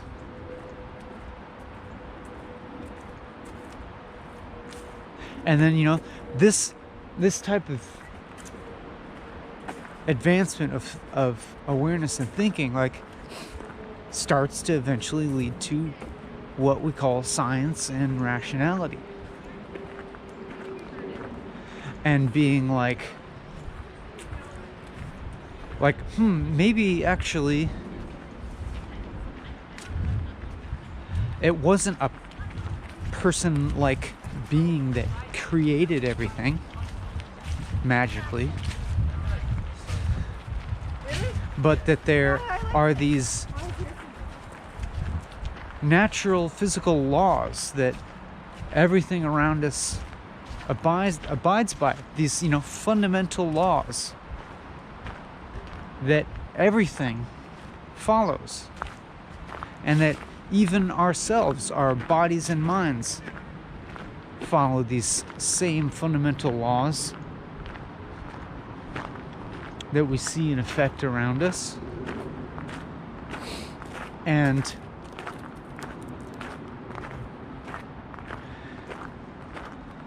our place is to learn more about these laws, that they're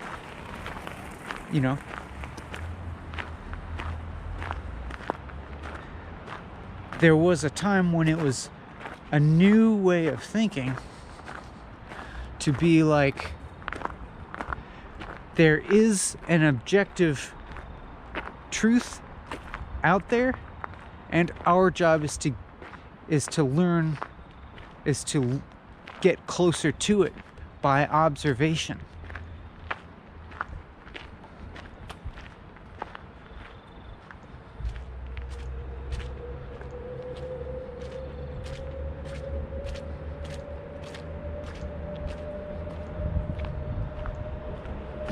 As opposed to there's this omnipotent force on high that just gives us all the knowledge that we need.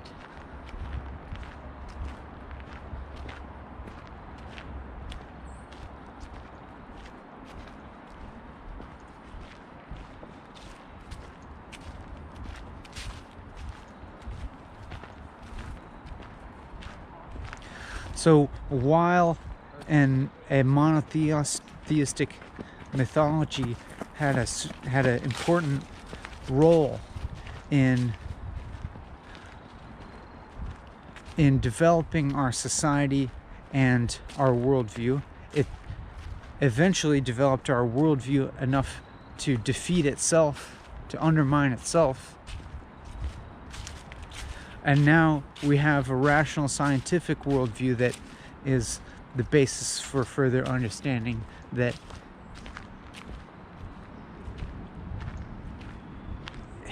is and has also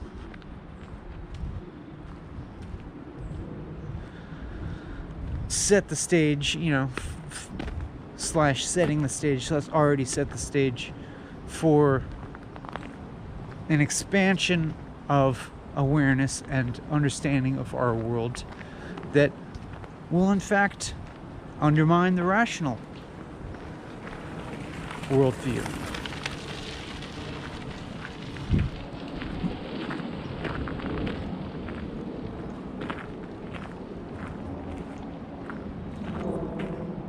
But not in a way that goes backwards.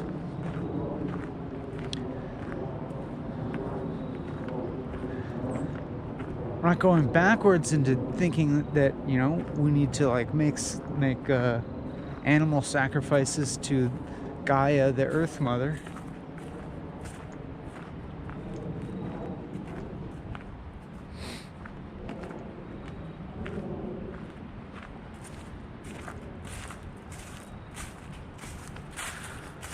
But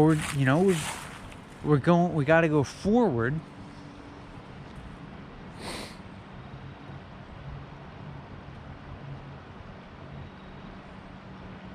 Expanding our worldview into these trans-rational awarenesses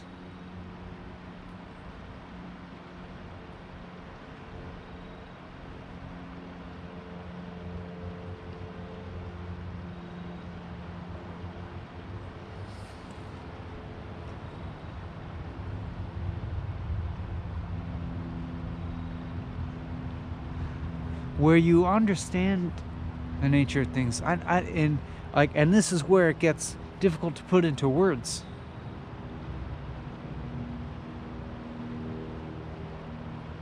It's hard to, transmit this kind of awareness in the rational paradigm, which is basically where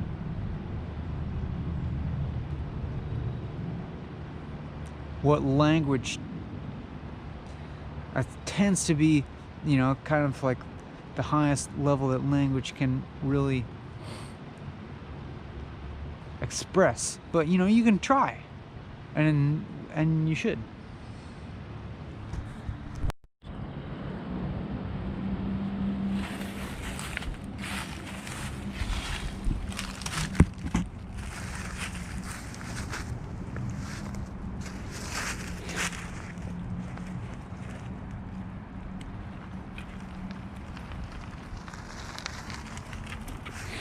But it's part of what I'm talking about with walking and talking itself, where the content, how a lot of what I'm saying may be totally rational. What I'm saying is based on rationality. It basically makes sense most of the time.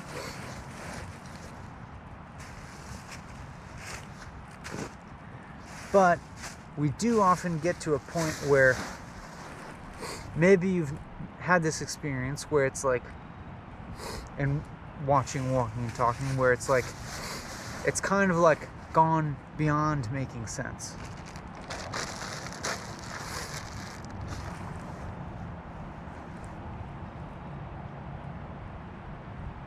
Like, you know, the way how if I were only relying on rationality in my decision making,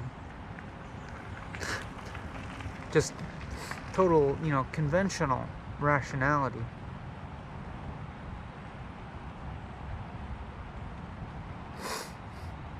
maybe I wouldn't even make these 4-hour long videos, you know? Rationality might tell me, like, you know, just make the shorter, much more edited, to the point videos with clear and concise topics that you can state in the title, so that you can maximize views and revenue.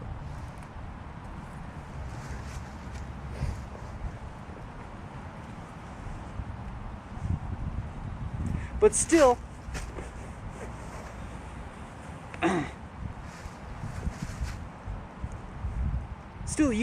using rationality, I can also, you know, extend my consideration to the wider world. Extend my consideration to something wider than my own personal profit.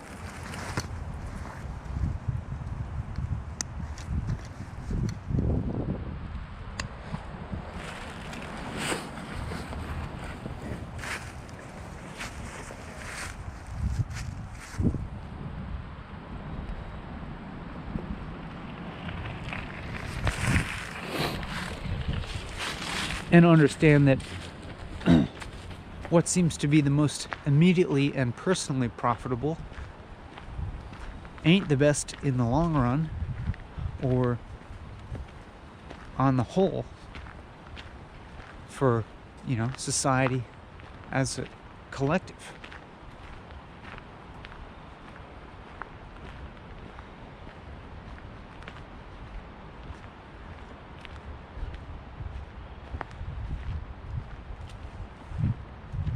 But I don't just stop there. I'm not just stopping at, like, you know, it's not like this is just for the betterment of society. It's not that's not like the ultimate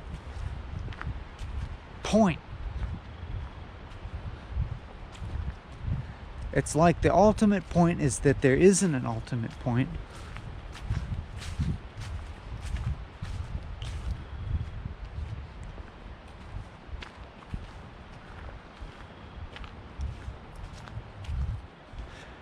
And that we make an attempt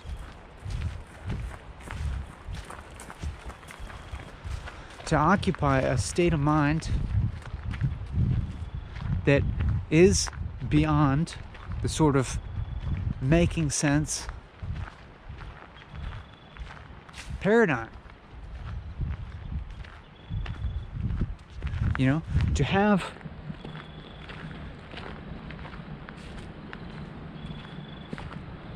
awareness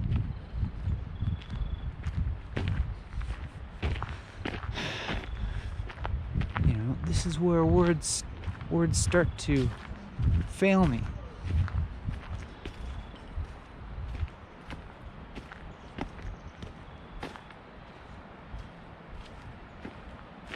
But something's happening here as the words fail me.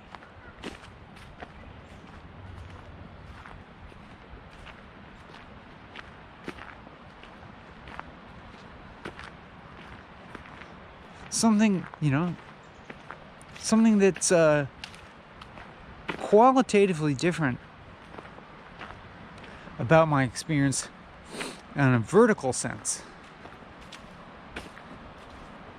Not just a horizontal variation of the content of my mind.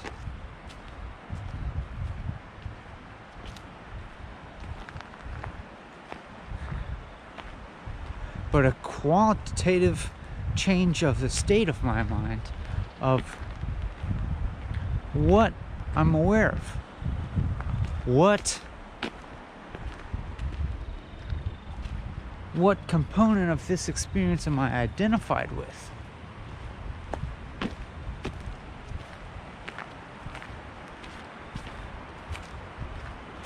That, in fact, feels like it's starting to diffuse or expand.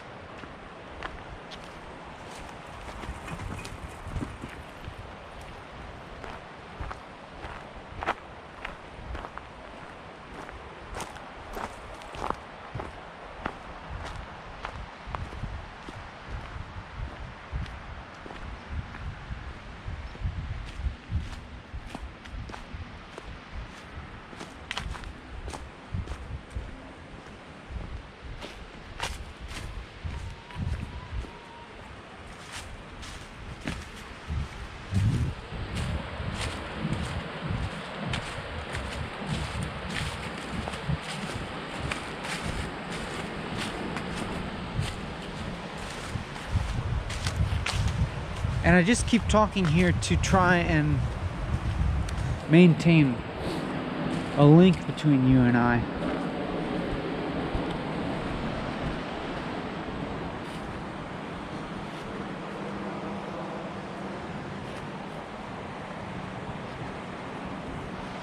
So that there's not a huge gap between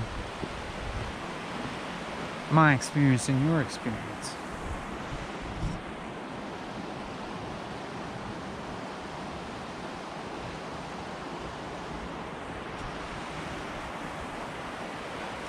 But at this point, it's not like I'm trying to tell you anything exactly or impart anything exactly to you, but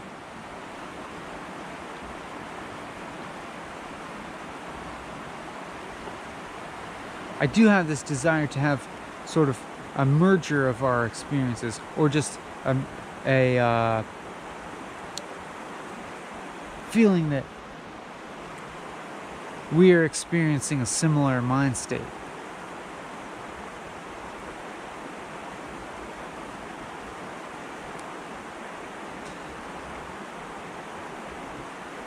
But actually, now that I say that, I realize that's not actually important. Or more to the point is that now you and I, we're starting to tap into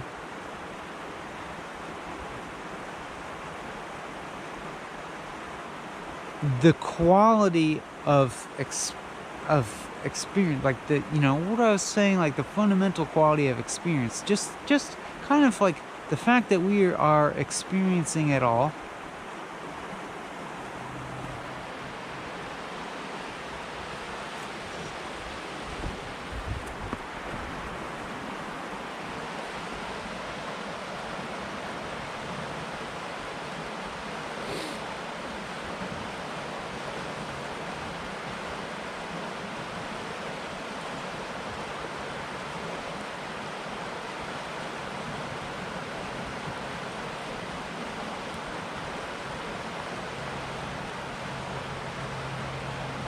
But also a certain, in another kind of sense, a certain autonomy.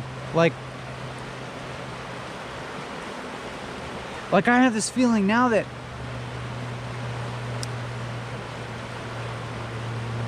the quality of my experience right now is causing me to drop off, actually, any kind of worry or concern about your experience, because I'm sort of stopping to think about you and I as these separate identities, because now it's as if I'm just kind of experiencing this experience with not so much of this inner outer division. So I'm feeling this autonomy, and I want to say that you also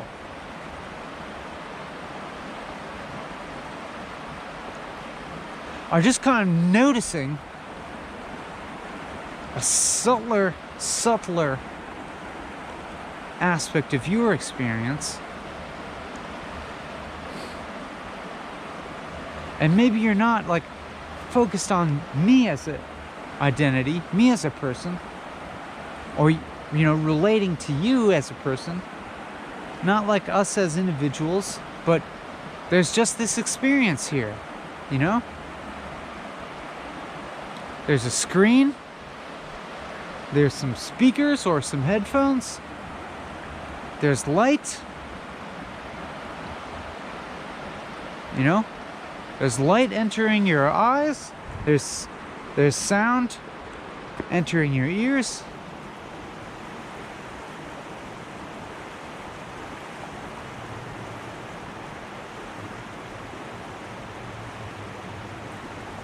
There's just this, there's this physical exchange of energy.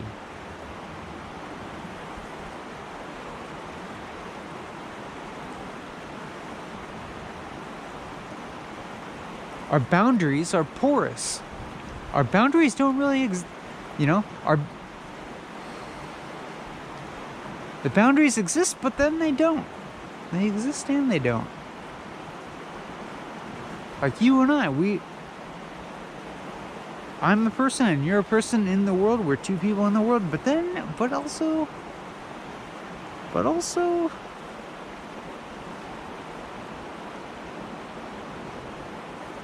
we're not.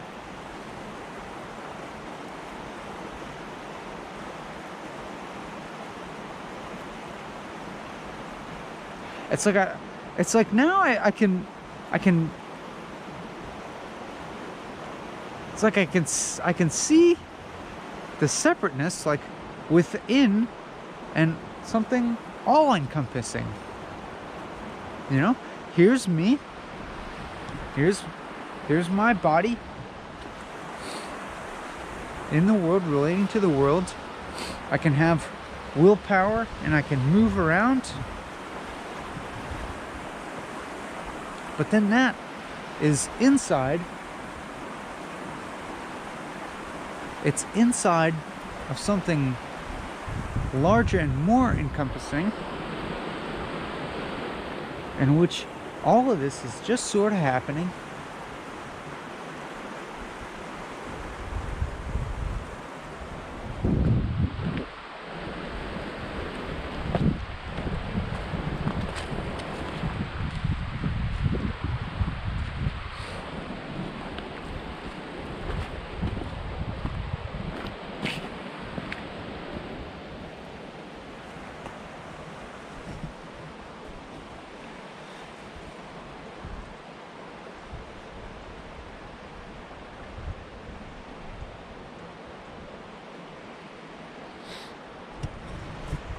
And there's you.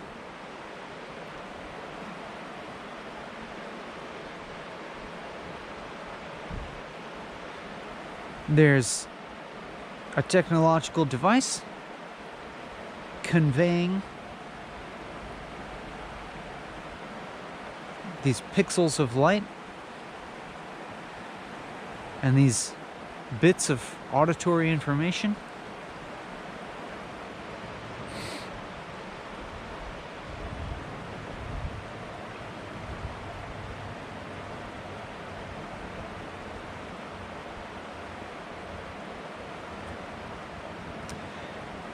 You know, there's you as an individual, as an identity, relating to your world, relating to this me, this digital representation of another person.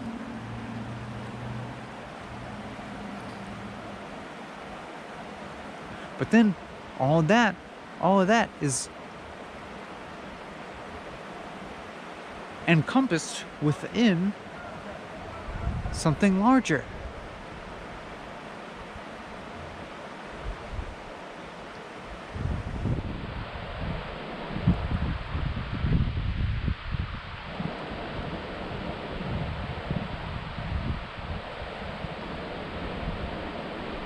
Where it's as if like there's just experience, there's just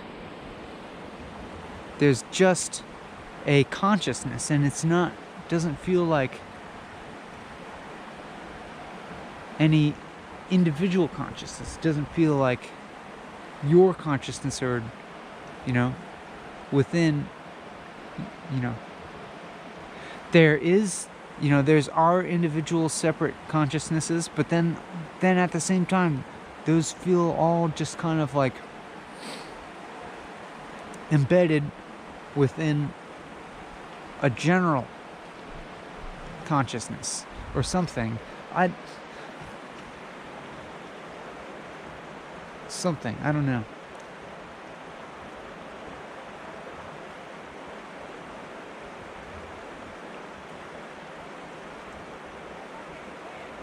And there's me here speaking with agency.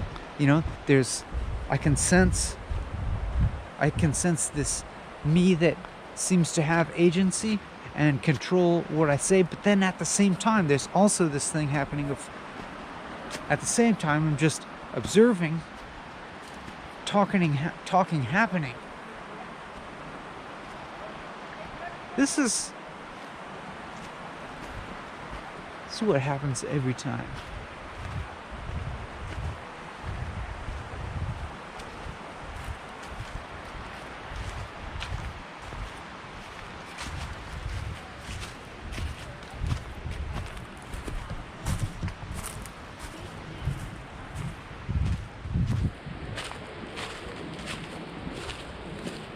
This happens every time.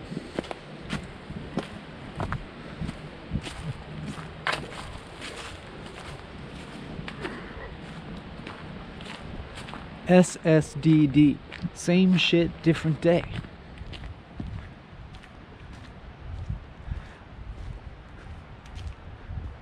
But the S is the D. The sameness is the difference. And the difference is...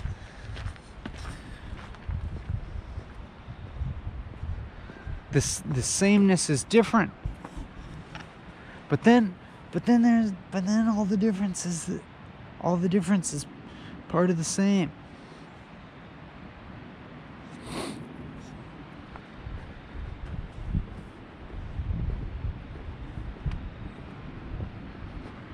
Oh, come on. This is like...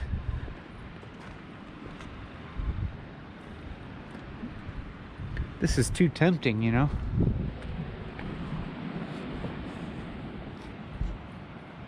I suppose anybody that put those pumpkins there has to expect them not to last there for too long.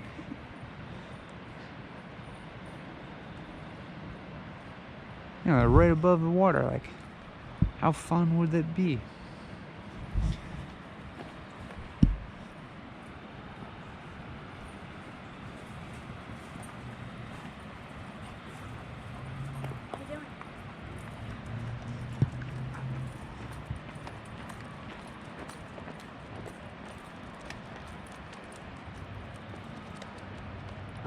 Of course, I'm not going to throw these pumpkins into the river because I'm the sort of person that appreciates the unmanifested in the world.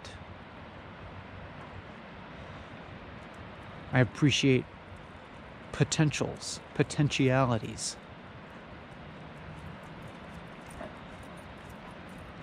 I appreciate these pumpkins potentiality of being thrown into the river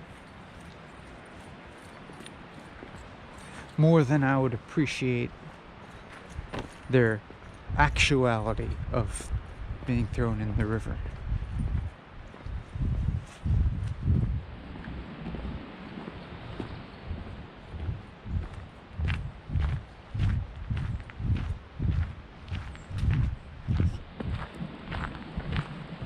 You know? The unmanifest.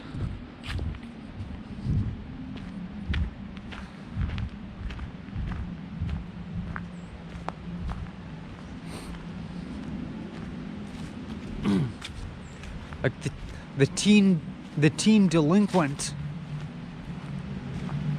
who merely appreciates the potentiality of TPing somebody's yard.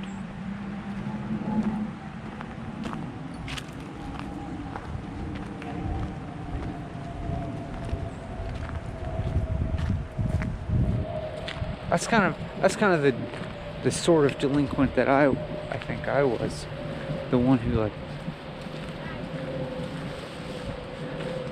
one who doesn't leave the flaming bag of dog poop on the doorstep, but just merely appreciates the unmanifested potentiality of the flaming bag of dog shit.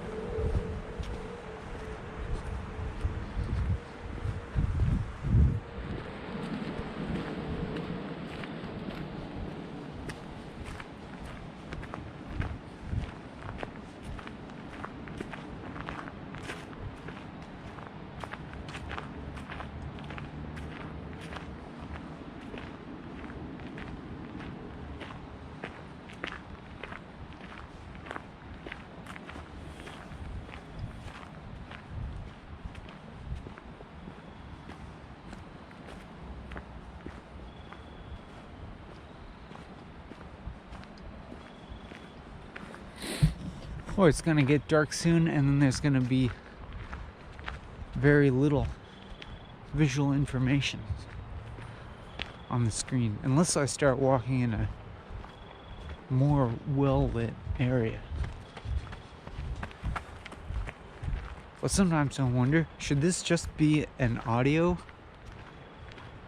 recording?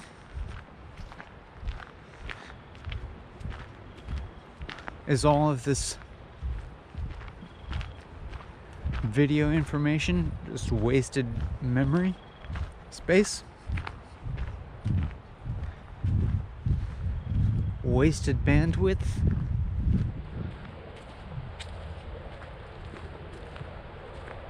A waste of electricity transmitting it? Am I wasting valuable resources with the amount of data that I'm transmitting? There probably is a more efficient solution.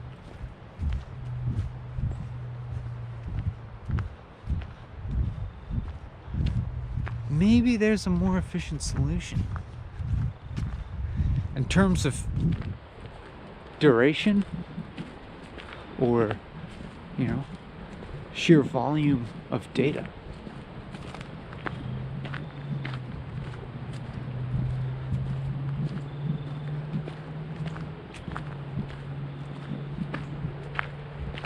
Can I trim down the amount of information here just to what's really crucial? How can I distill? How can I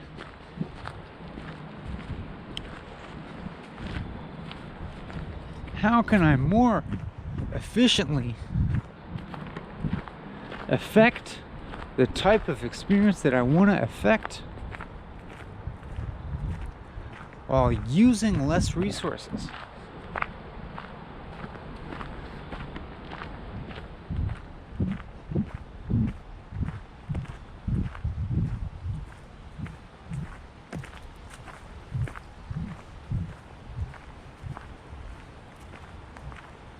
But here I am, thinking very rationally about things.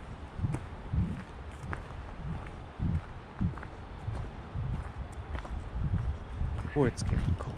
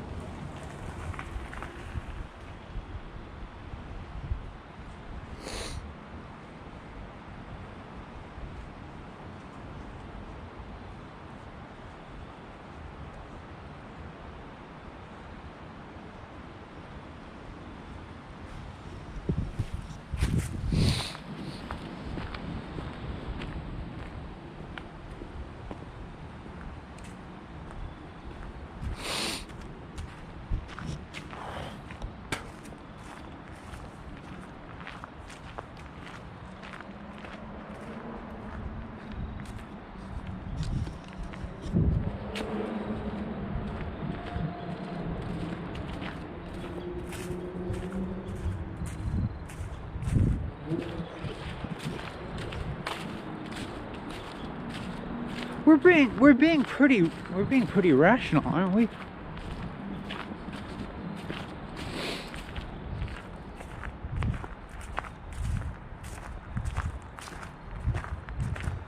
My mode of delivery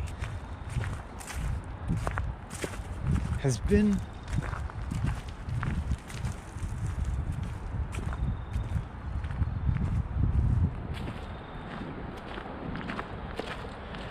pretty normal. I haven't done much weird shit. What's with that, huh?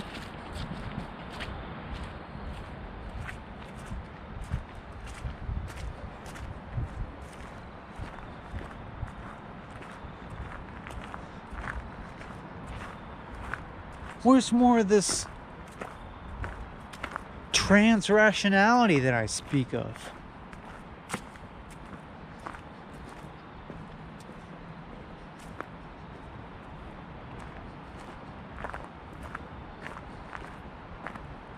Also, where's the pleasure and the joy?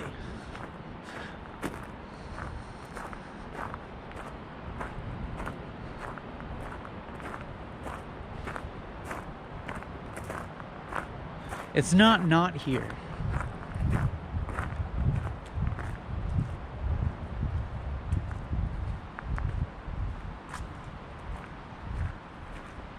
I still feel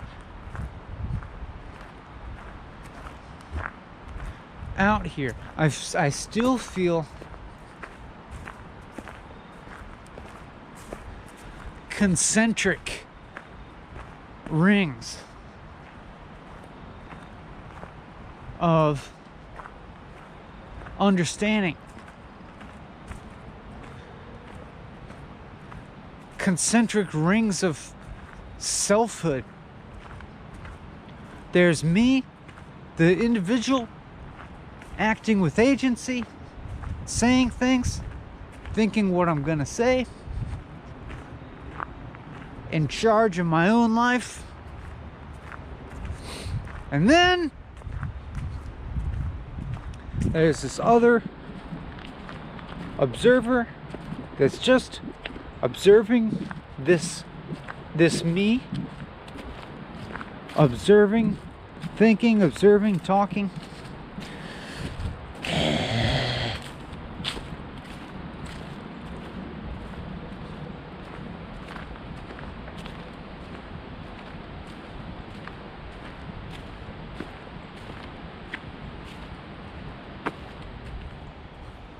Observing myself getting sick of hearing myself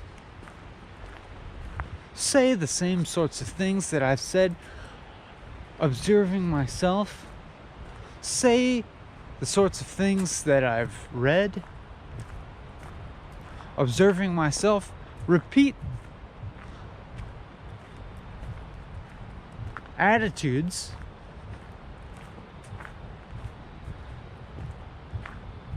that I've picked up elsewhere in the world, from books, mostly.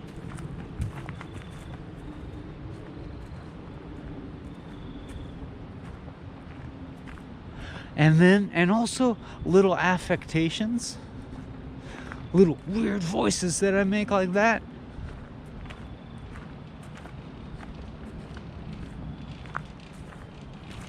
Feeling disidentified with those little weird voices and stuff like that. Being familiar with them now as an already constructed affect.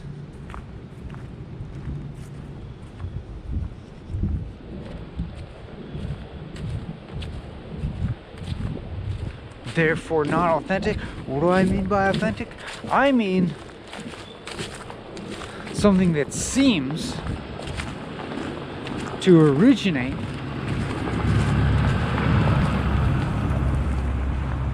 from the very top level of consciousness that's present here. Or maybe even beyond it. Or to just be observing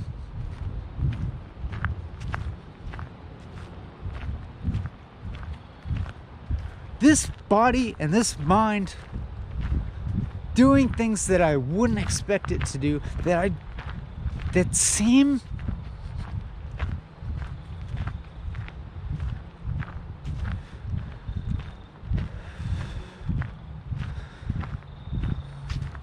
fresh or something like that, or new, but not exactly just new, but new and familiar in a welcome way, and not a tired way. Not tired old self, but a self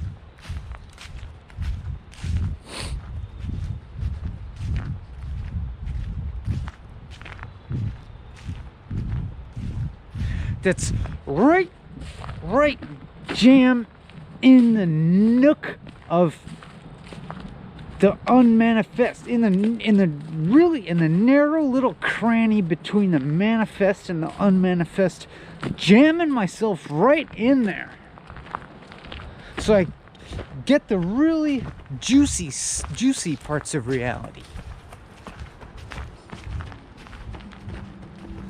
You know? Not just coasting along in my shell of self, that just holds on to its familiar and safe affects and attitudes and patterns. Can I ever escape that? I don't know. Could anything that I say or do ever actually be new, or actually be spontaneous, or actually be authentic? Or is it all only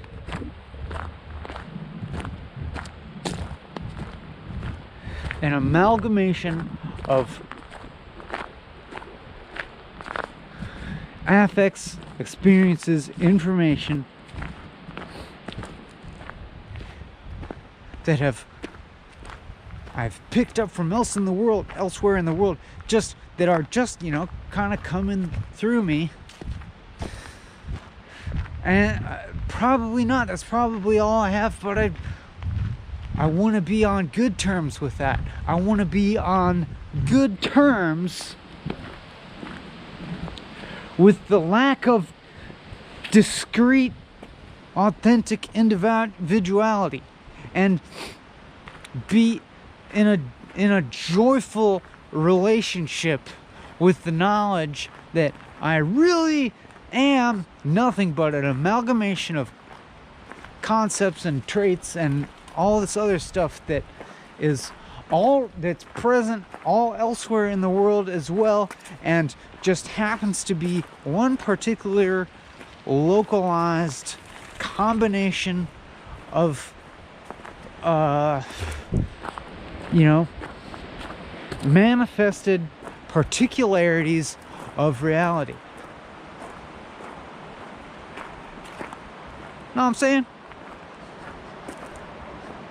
To just be chill with that.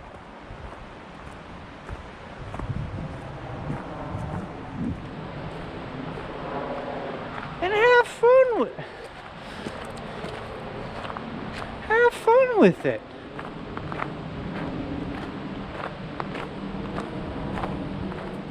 But maybe I have to experience a little bit of this discomfort of chipping away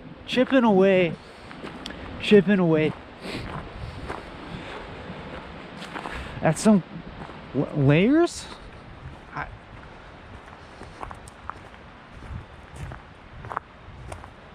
Of feeling stupid, I feel the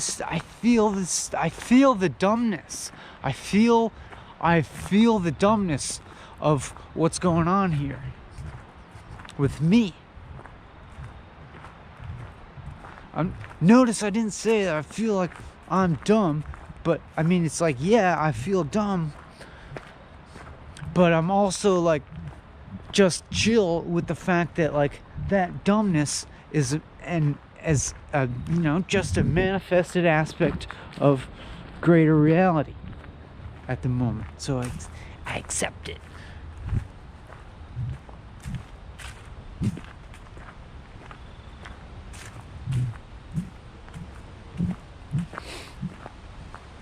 But I want to get to a place where I don't feel dumb.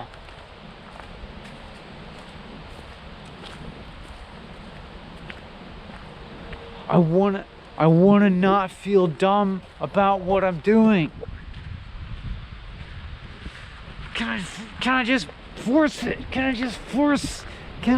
Where do I apply the effort to not be doing something dumb? Right now. Right now. Make this good.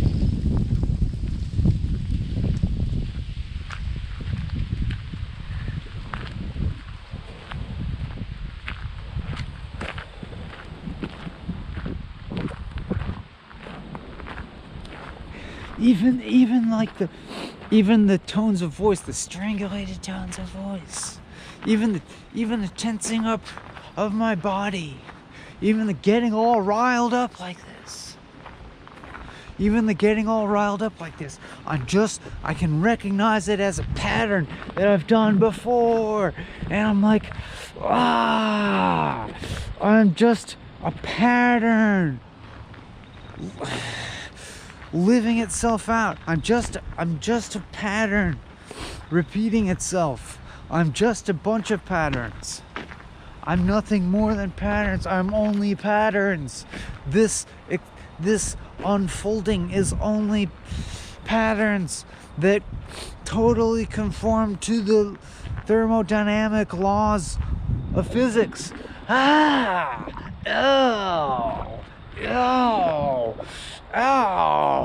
How can I make this activity be aligned as much as possible with what's actually mysterious in reality? Let me get into the mystery. Let me be the mystery. Let me be the mystery. Let this be the mystery.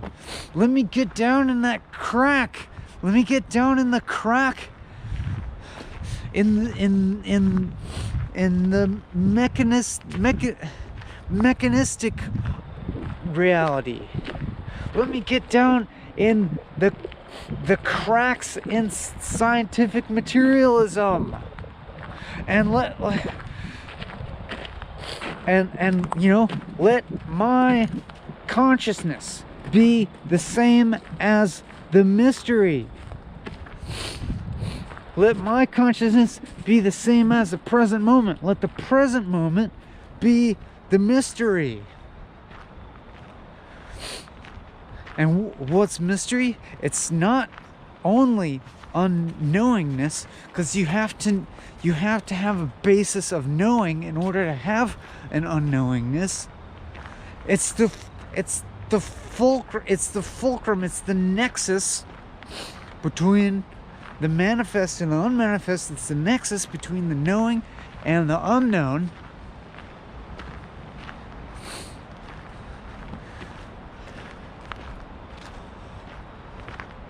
Let me just pierce through the veil.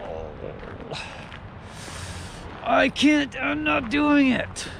Everything I say, everything I do, I see it happen, and then I'm like, that's not me. And I'm like, where's me? Everything I see, I'm like, that's just a behavioral pattern continuing.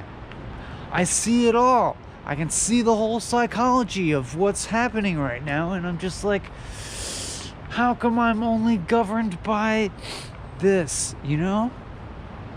Isn't there something here that's ungoverned?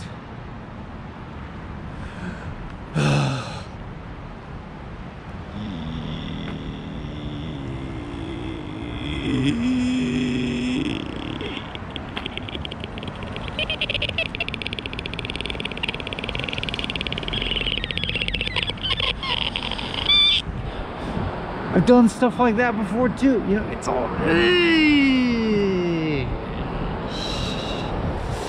It's all right though. Just gotta be chill with it. Stop fighting it. Stop fighting it. Stop fighting it. Sure.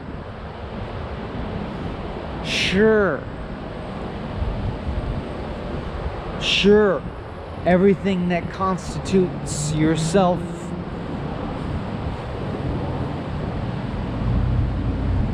is completely of the other. Sure. There's no aspect of yourself that's truly independent from the rest of the world. Sure. There's no aspect of your behavior that doesn't merely abide by psychological, behavioral, thermodynamic laws.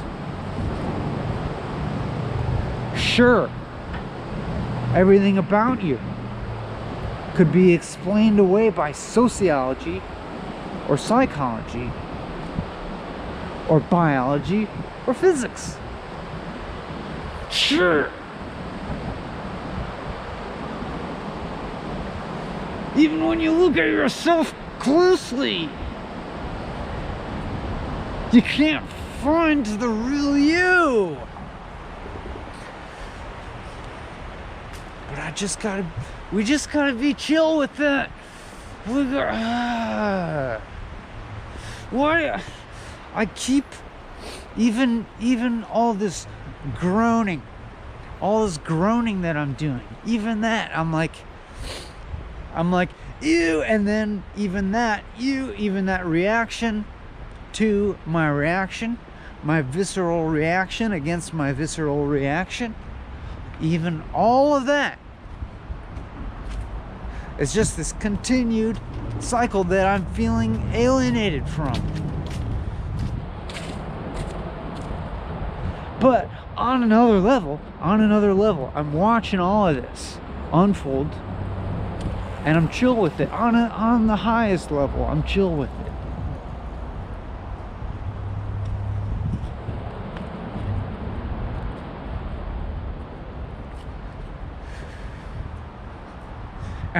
enjoying tensing up my body and relaxing it. I'm enjoying the variety. It's all right. Not much is surprising me here. There's nothing really surprising me here. All this wildness is not anything unfamiliar to me.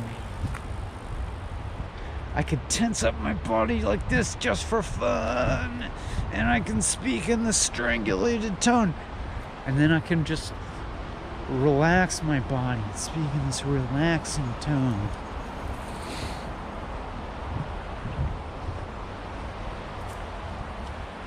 It's chill. Where's that watercress? Can I pick some in the dark without accidentally picking a poisonous plant? Where's that watercress at?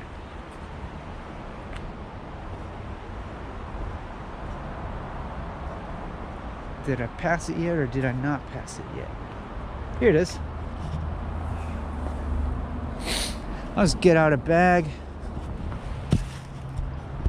I don't know what you can see in the dark, but I'm going to get some of this watercress because it's an excellent addition to the pesto. It's peppery. I'm lounging on a log. I can lounge on this log and go on a shopping spree.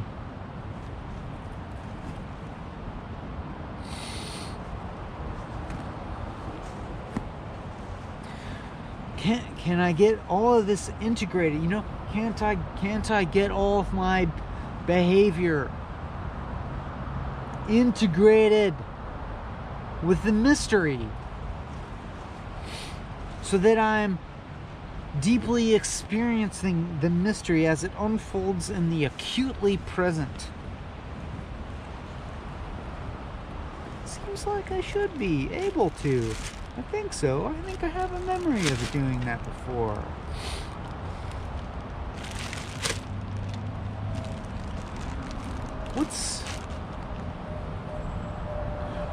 What makes me doubtful? What makes me doubtful? Maybe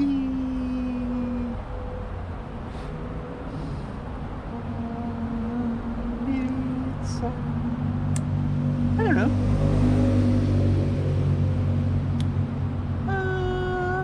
I guess I'm wilding out. It's the degree to which you experience yourself wiling out is the real telltale key. You know, it's your experience of wiling out. How out are you wiling?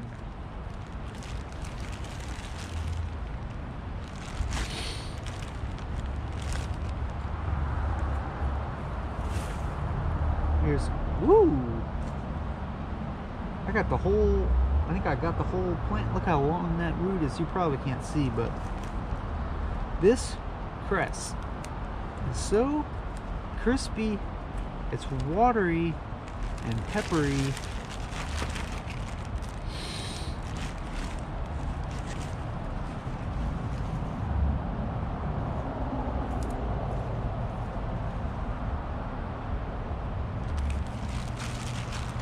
It's like, you ever eat a really fresh and crisp vegetable? It's like all that to the max.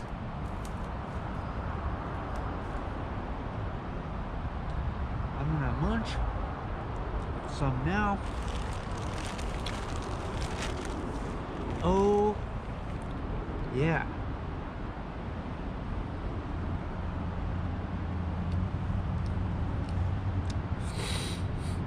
But if I keep doing this, you know, if I keep doing this in the relative vacuum, keep doing this evoking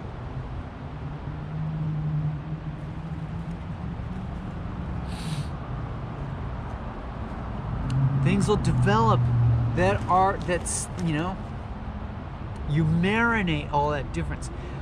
It's true, everything is of the other, but you marinate it you let it marinate until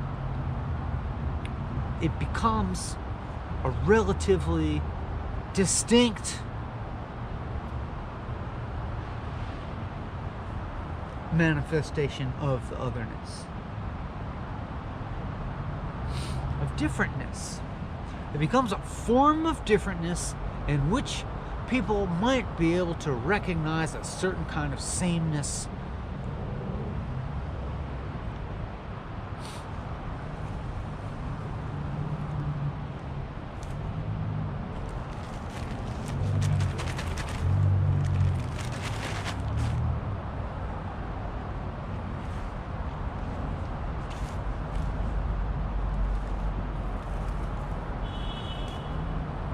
And a form of sameness in which people may be able to recognize a differentness.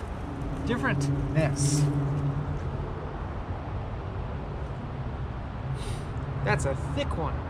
I got a thickie.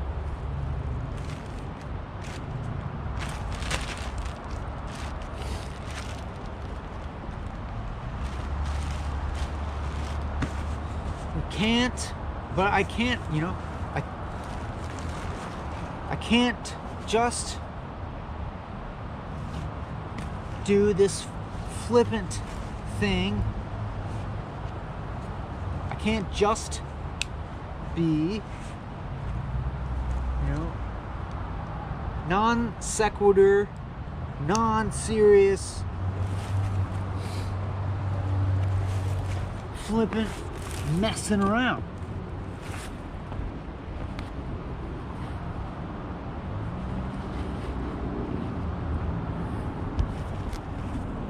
But I already was speaking in a very serious tone for much of this episode. Maybe this is the counterbalance. How much surprising variety can we get? How much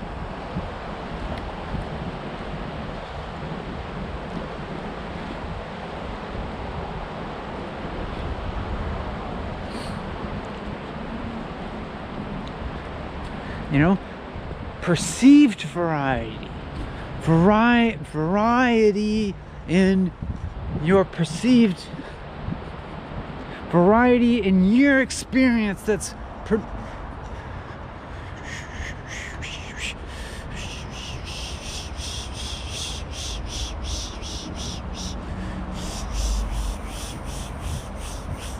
I'm talking about complexity. It's not just a completely incoherent stream of words with no syntax or anything like that, because that would quickly get boring. And then it would not allow for surprise, really. We have to have a mixture of understood meaning and things that deviate. We have to have a mixture of pattern and deviation, expectation and surprise, to create maximum engagement.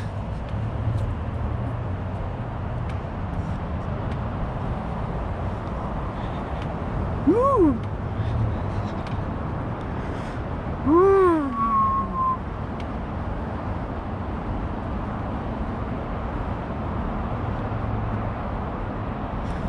That's still so dumb. It's still so dumb.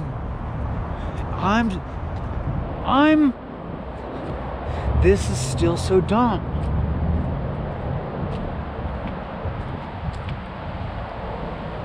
But only when I think about it from the imagined point of view of highly intelligent people.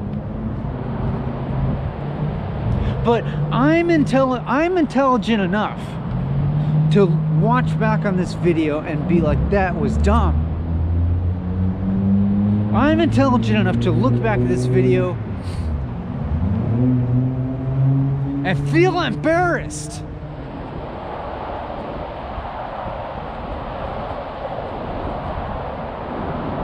And so I just don't watch them. I don't watch them back. I just go ahead and do them.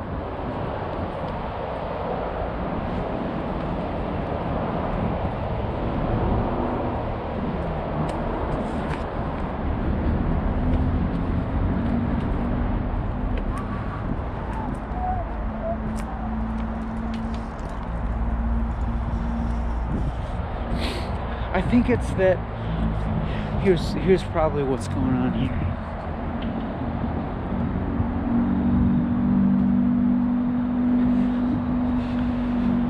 I feel hyper, but I don't know if I actually feel like expansive. You know what I'm saying? I might just be feeling hyper. This might just be hyper activity.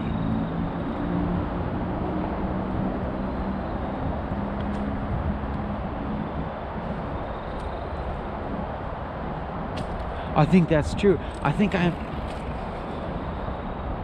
now I'm perceiving myself.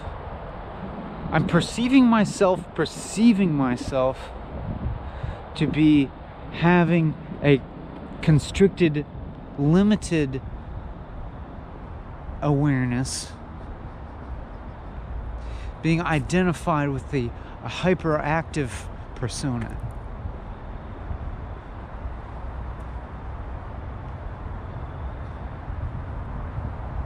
But now I'm disidentifying with the self who is disidentifying with the hyperactive persona.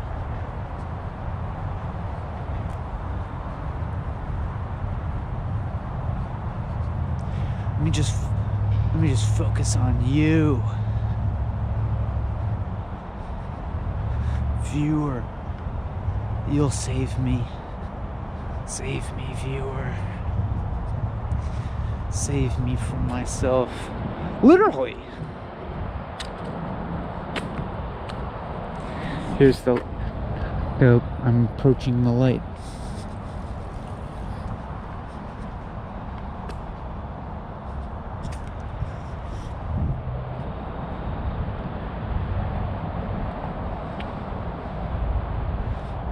You literally do save me. Or is it metaphorically? You save me from myself, viewer. If I didn't have you, I'd be stuck in myself. This is bad.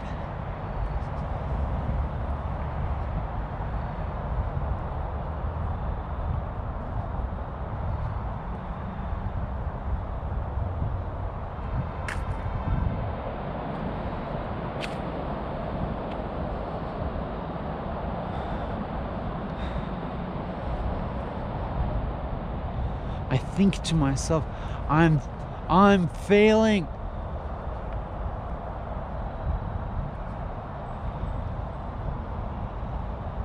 I'm failing to do anything other than perform a certain hyperactive persona. That's the thing. Is that I feel like I'm failing to do anything other than perform. How do I get out of it? How do I get out of this performing? Performativity.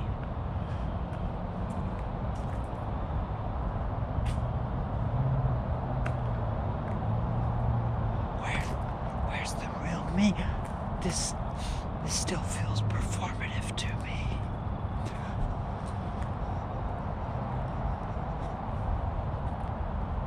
And I don't know whether to tense up and react against myself, or to try and relax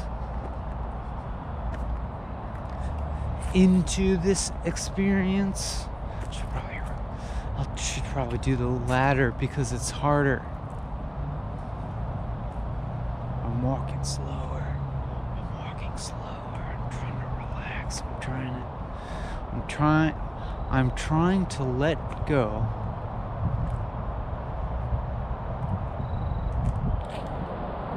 I'm trying to let go of this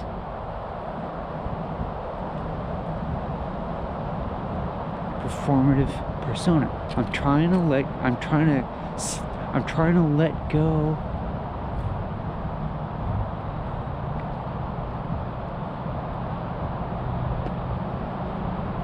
of this hyper self.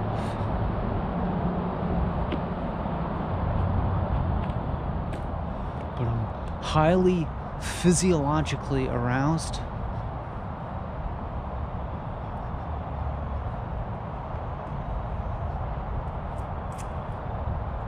But I'll just go against that.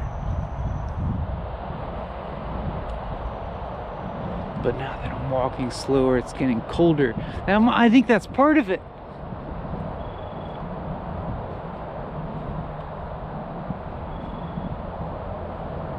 That I may have been subconsciously maintaining a higher state of physiological arousal in order to keep myself physically warm.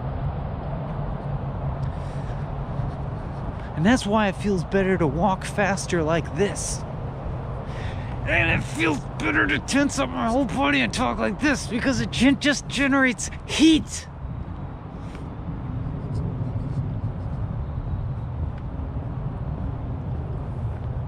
I know what to do. I know the solution to this is to run.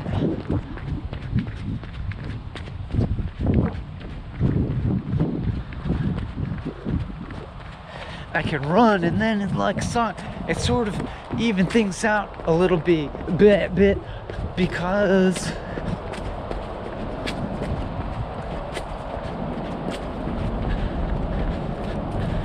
I'll be able to, I don't know, this is just like creates a better equilibrium with my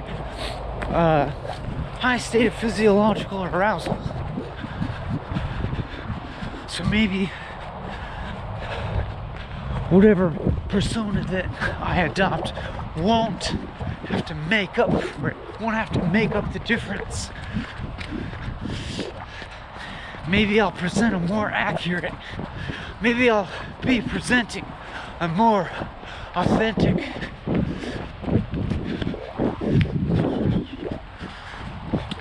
I don't know what that means.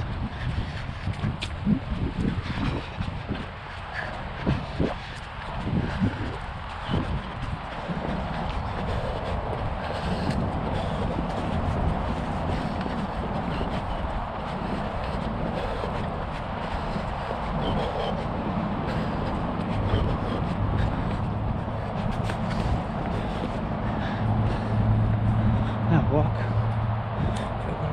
I'm gonna start running again soon.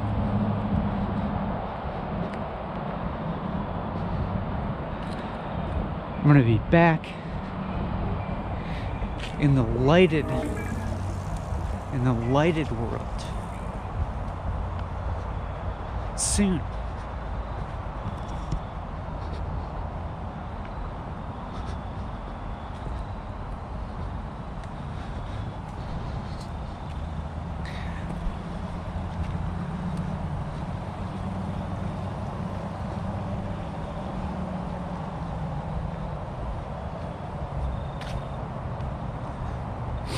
It's like I feel lost, but also okay. It's like I feel a certain kind of dissatisfaction, but then I feel there's another level looking at the me that's feeling the dissatisfaction.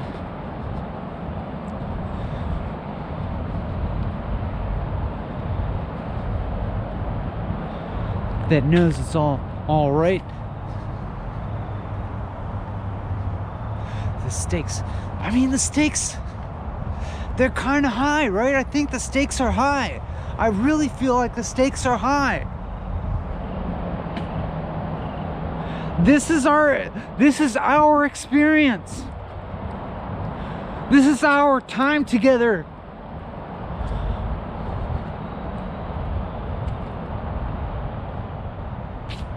This is our time to, you know, have a really important, valuable experience. What is a valuable experience?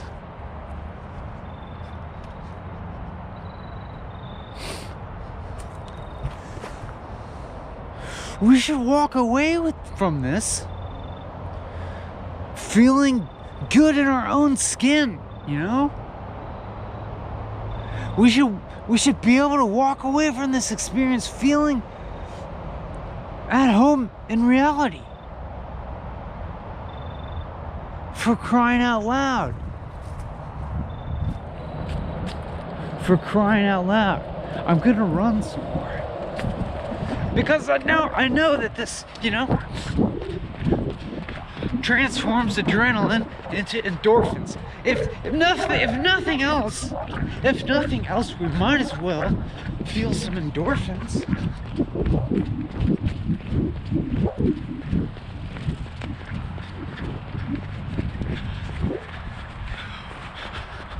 We're meeting a lot of our other needs. We got food. We got intellectual ponderance. We got mediated connection. Might as well get some exercise while we're at it.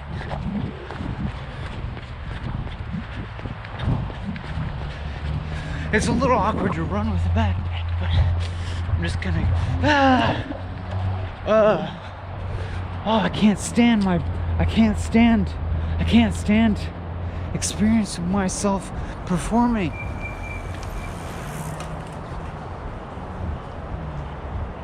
I can't stand it.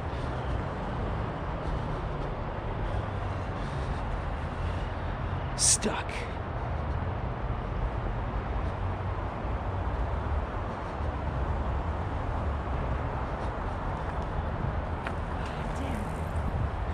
Karma, though. I think I scared that person.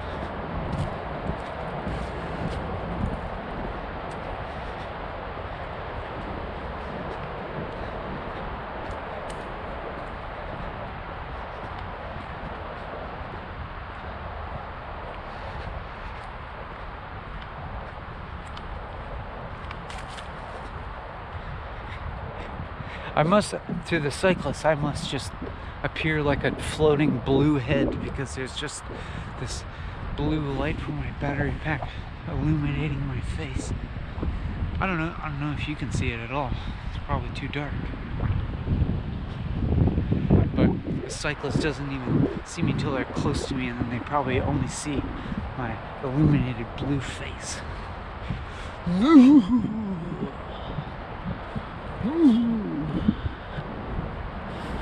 I can't bring myself to do actual like spooky laugh.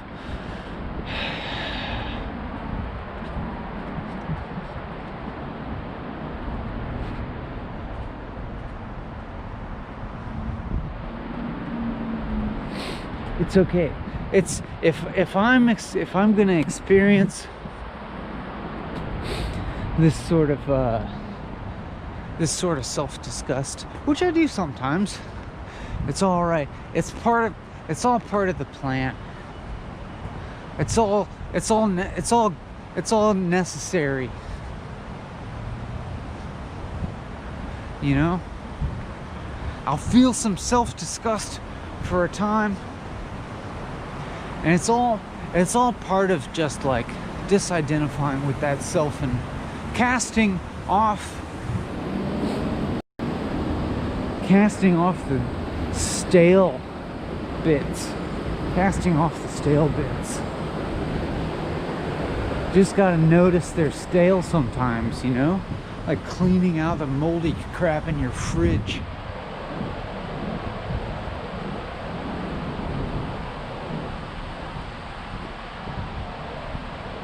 there's a lot, you know, there's stale stuff stuck to me that I gotta shake off.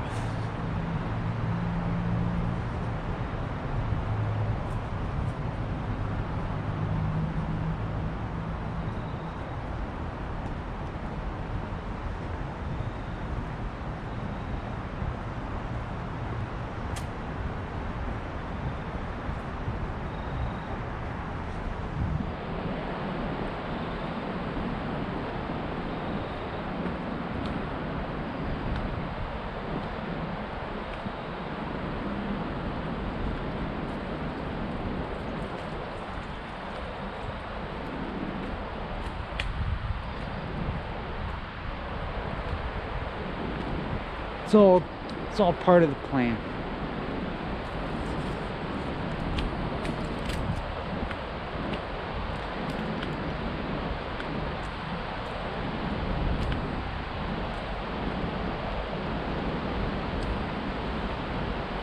I'll spook this bicyclist.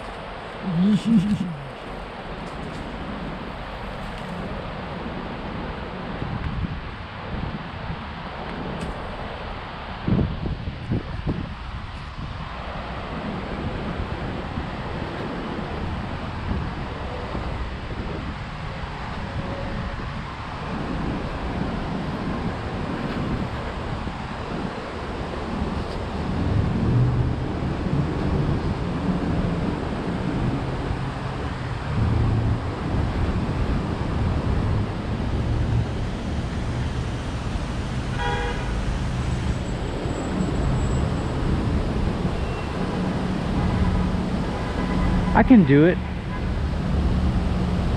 I'm doing it now. I'm doing it now.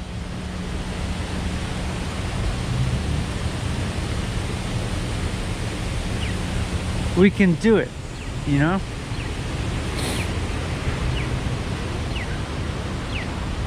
It's in between the words.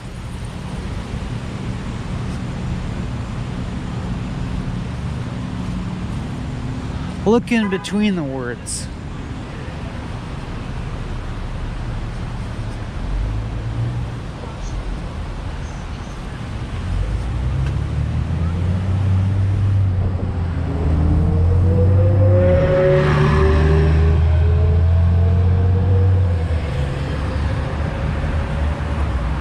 Look in the little cracks in between your thoughts.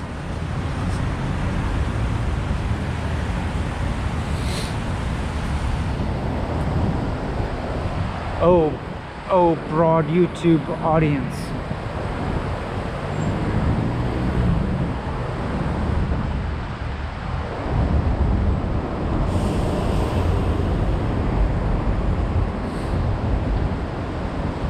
Oh, general public. You're not very general.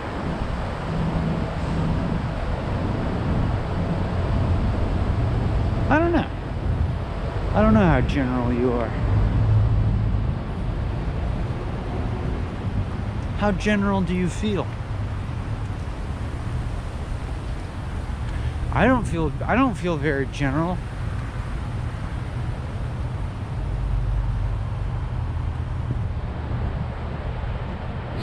But maybe I'm more general than. All right. In between the words. What? How much time do we have? We still have 45 minutes?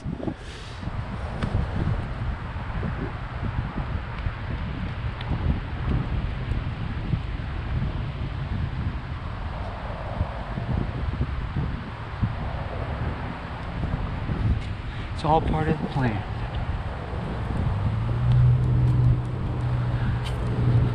So everything belongs. I'm sick of seriousness, and I'm sick of sarcasm, and I'm even beginning to get sick of that ambiguous half serious half sarcastic thing. What else is there?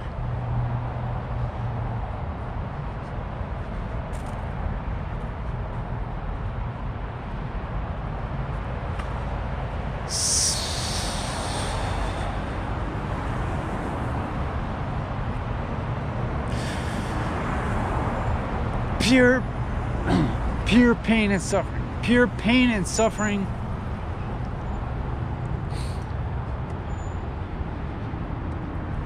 Like watching an improv comedian on stage. Pure suffering.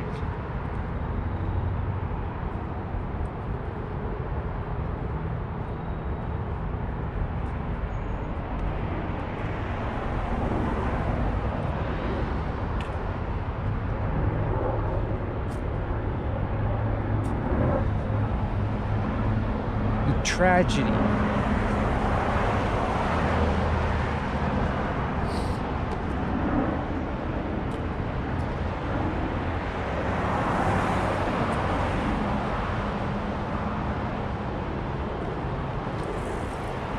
It's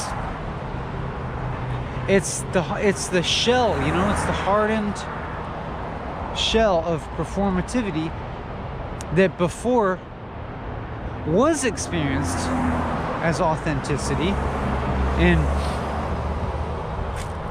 preceding episodes when I learned this emotional technique of willing myself into a happier state, of motivating myself out of a state of torpidity into a state of joyful spontaneity that was authentic before, but now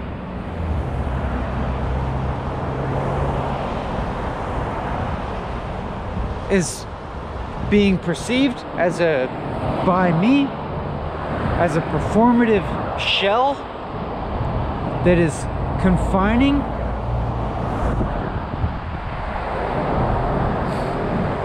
So now I'm rattling my cage. I'm rattling my cage of performative spontaneity.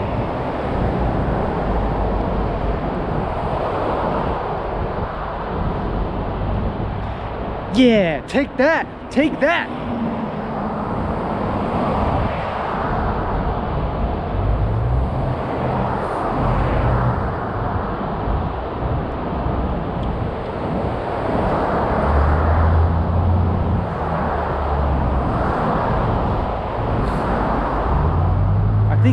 I think that cut to the bone.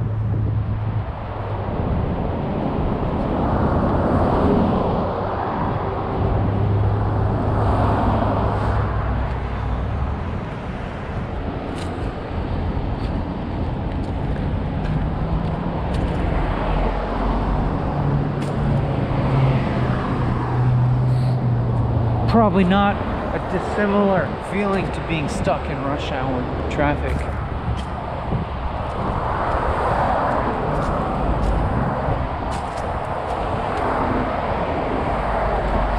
You know, you're stuck in your shell. You want to leave it behind. It did something for you before. It got you far. It took you far before. But now it feels like a hindrance. And you just want to get out of your car and leave it there on the road and just walk the rest of the way. Just leave it there in the traffic jam and just walk past the cars.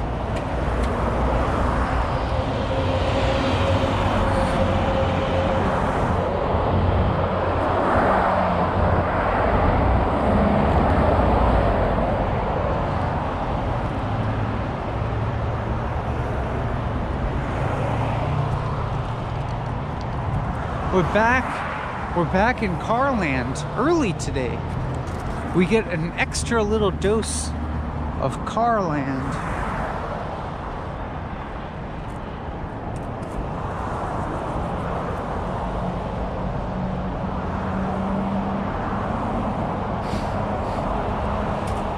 I kind of suspect that at some point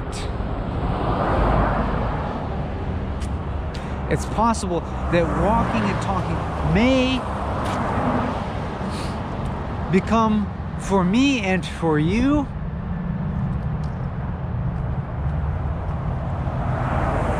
a little bit too sequestered from the world, too cloistered.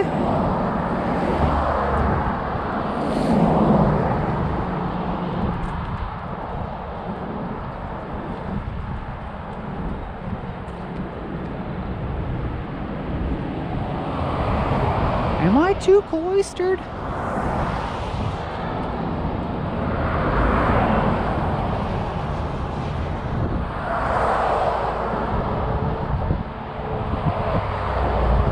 Shouldn't I be tackling the issues?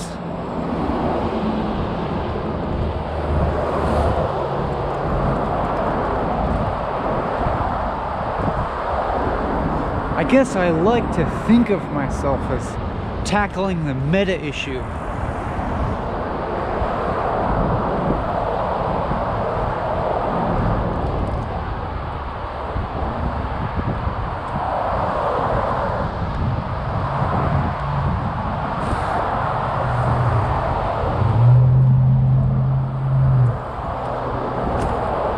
I can't believe there's still 38 minutes left. How are we gonna fill this time? How are we gonna act useful? You know? It's the end of your shift. Act productive. Even though there's, you don't really feel the capacity of accomplishing anything. You gotta act productive for another 38 minutes. I love you.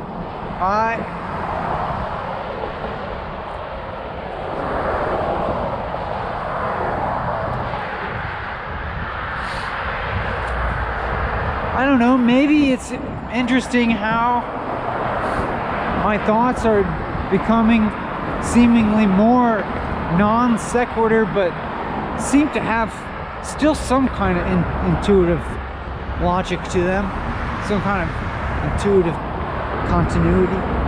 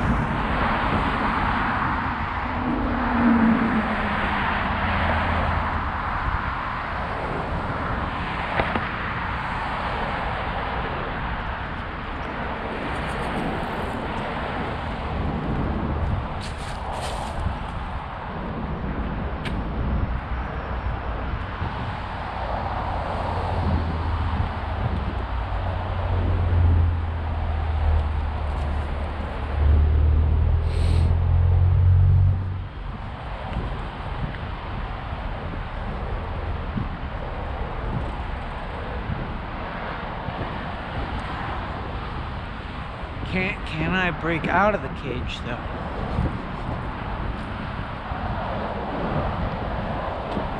Or am I already out of the cage? Maybe it's a little bit, it's more as if it's like I'm inside and outside of the cage at the same time, but I just want to get rid of the cage altogether, or at least open a door. At least open the door to the cage so I can move freely in and out, like a dog cage. Like I want to be able to come out of the cage and hang out and have some space, and then maybe I'll crawl back into the cage when I want a little security. But to be able to come and go as I choose.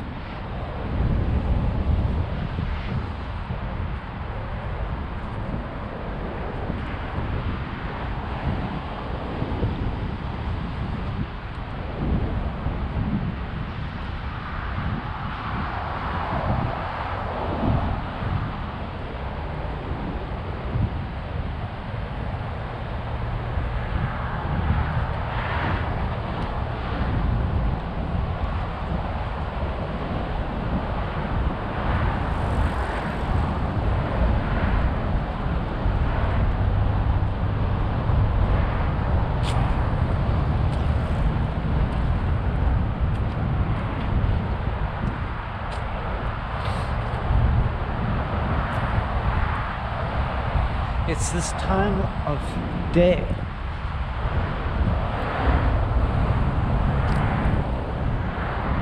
We're all coming home from work.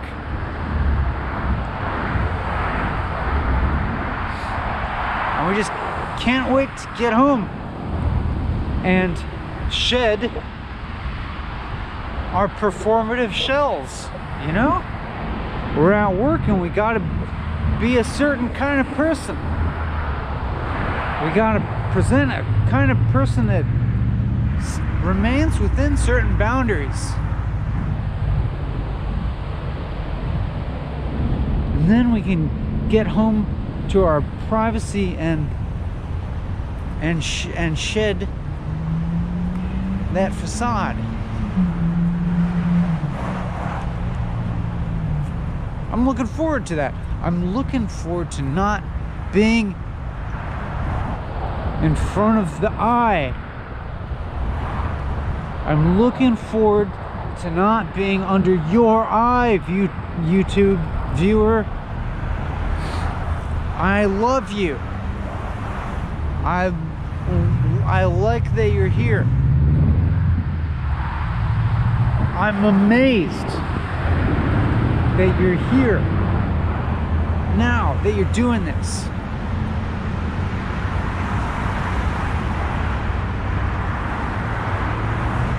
I'm heartened. I am ultimately profoundly grateful for this connection. I'm not kidding.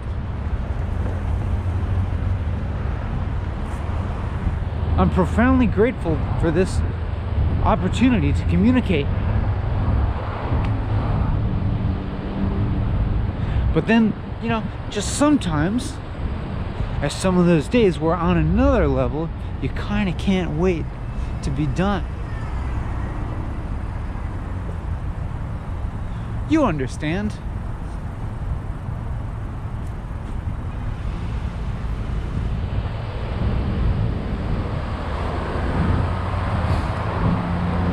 But it would be alleviated if I felt like I could break out of relating to you this way. Why do I feel as if I'm relating to you as not my real self? Where maybe I'm not fully respecting you for your real self. Maybe I'm underestimating you, viewer. Maybe I'm not fully trusting you in some way. Maybe I'm not fully trusting you, viewer, to reveal the depths of myself. Maybe there's some other level to break through to. But it's not like we don't necessarily want to share everything with everybody all the time, you know. We don't want that. You don't necessarily want to be besties with every single person you encounter through a day.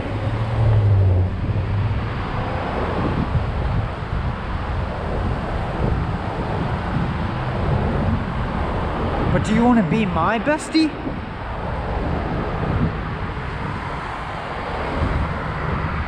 Am I already your bestie without me knowing it?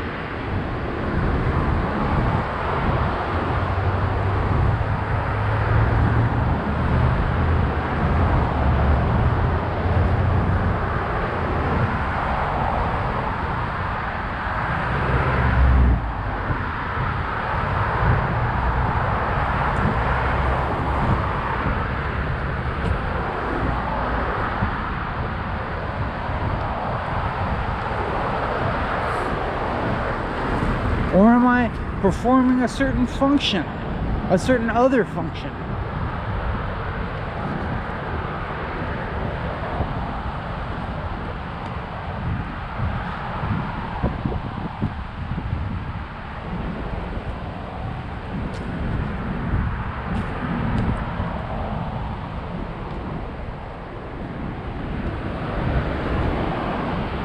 Am I like, I feel like maybe I'm like straining against a wall, or like a bee that's like furiously buzzing against a window pane, not realizing that there's an open escape route just below it. And if it would just chill out for a second and stop furiously ramming its head against the window pane trying to break through, that it could just realize that it could just, all it has to do is go around the obstacle. Why do I feel like I'm running into some kind of existential obstacle? Existential isn't the right word. Just some kind of obstacle towards feeling as if I'm fully comfortable in my own skin and relating to you authentically.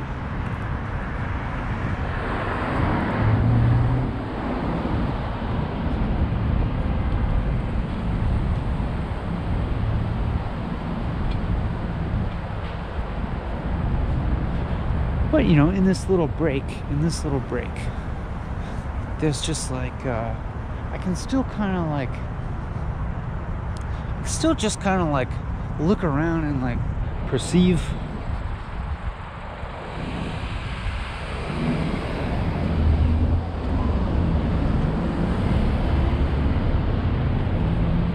and that feels like the equivalent of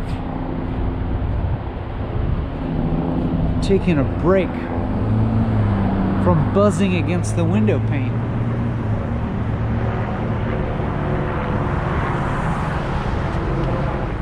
I'm just taking a break.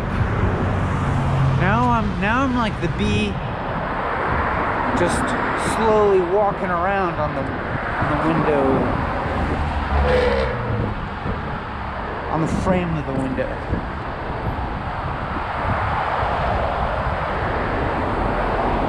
I just gotta keep doing that for a little while.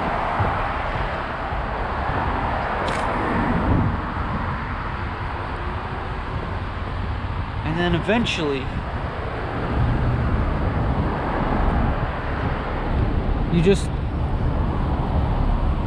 you find the opening, and that's kind of just, finding an opening just means like a realization of the contiguousness of the inside space and the outside space.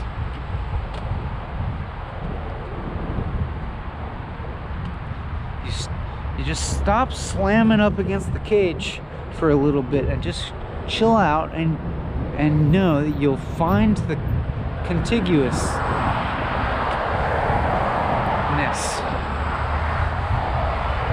between the inside and the outside, which just means an open window or an open door.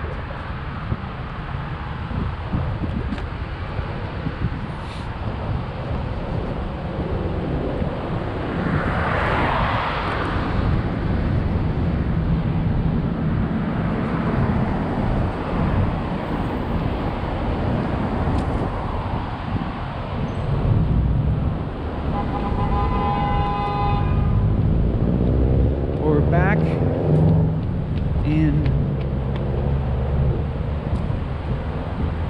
lit up world, which is good because otherwise I would just be wasting this pixel space with blackness, with just a black screen without information on it.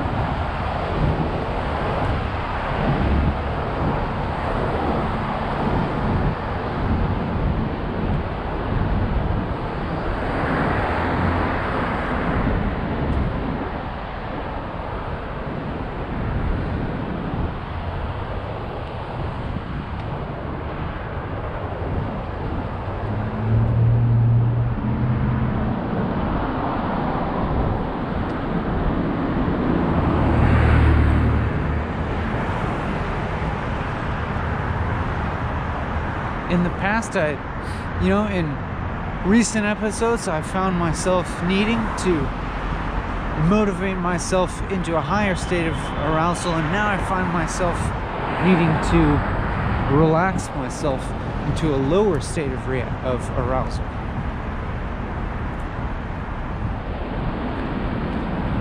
I think it's working. I'm trying to chillax a little bit here.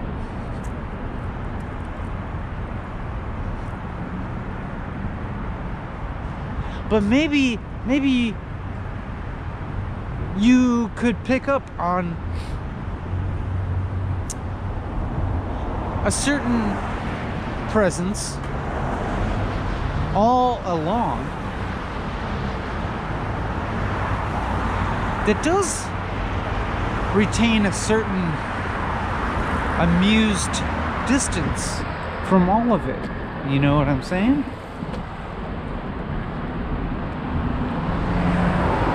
It's not like at any point during this I've been genuinely and fully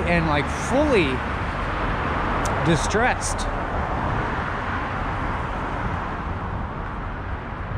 All of the distress is in some way remained within some sort of performative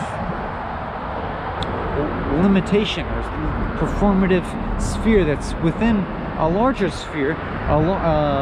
It's beneath a higher perspective that has maintained a certain distance that feels a certain kind of security.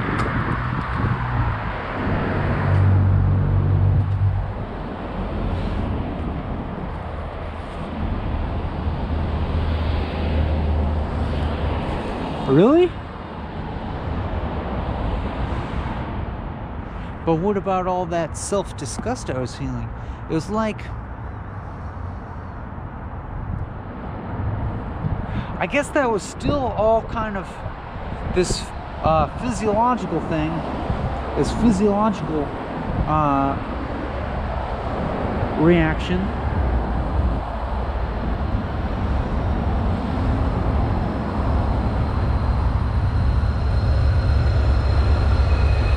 Just a kind of physiological energy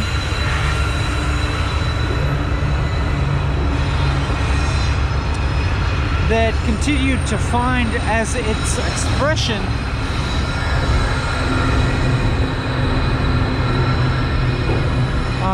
sort of a performative reaction against the persona that I was perceiving myself to be projecting.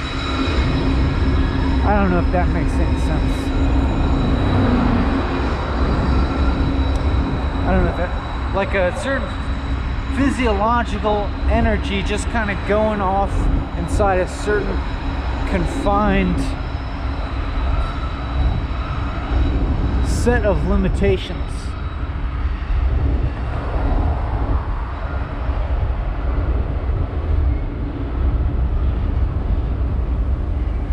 Presenting as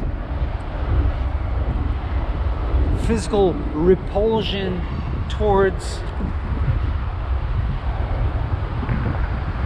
my self-perception, my self-consciousness of the character traits that I was presenting.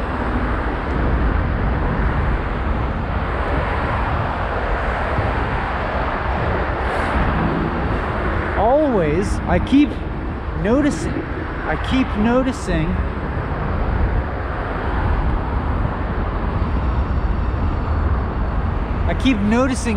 limitations that I have been performing within without realizing it. Like now I've been going on and on in a sort of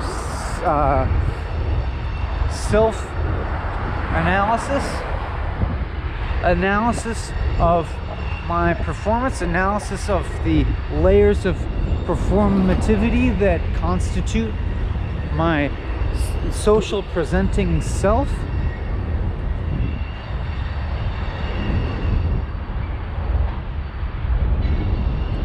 And I observed that just now, and I'm like, isn't there a whole nother world of possibility for what I could be doing here in this video other than self-analysis?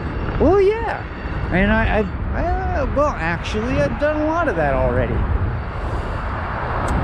It's really gone, you know, it started out in a really earnest way. A really sort of, I don't know, talking about raising consciousness and a more encompassing sphere of compassion in a way that would be, you know, perfectly amenable to any you know, very left-leaning liberal, you know, super wholesome.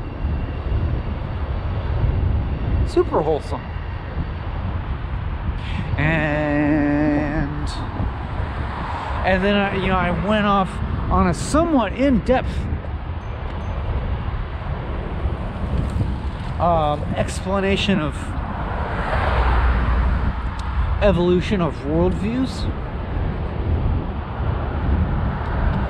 leading up to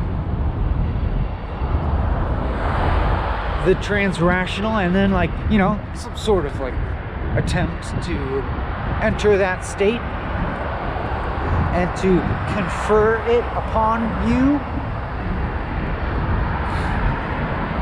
But then perhaps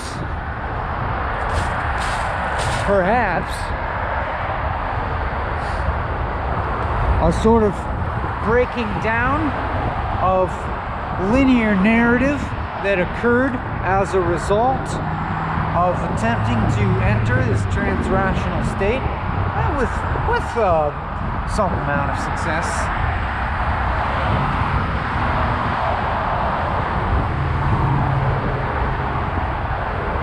Then leading to this sort of hyperactive spontaneity, and the hyperactive spontaneity itself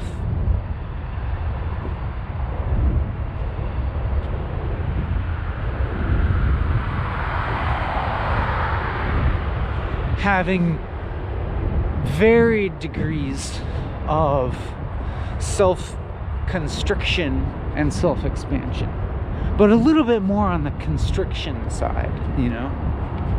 Feeling constricted inside my shell of performative, hyperactive spontaneity.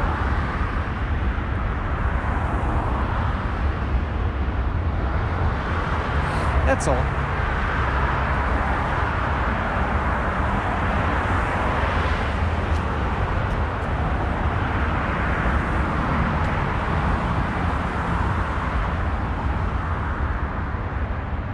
And I'm feeling just how, I'm really feeling the duration now.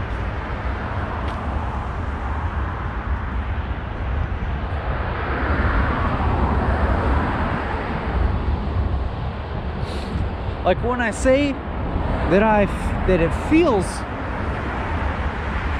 like I've been at this for a long time.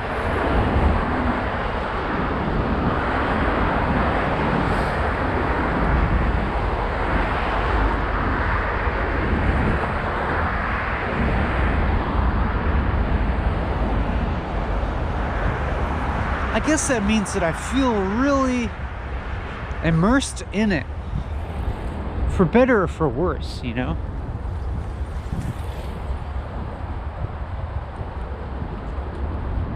And I feel inside of it as opposed to outside of it, and I'm waiting to get out of it, you know? I'm waiting to get outside of this video.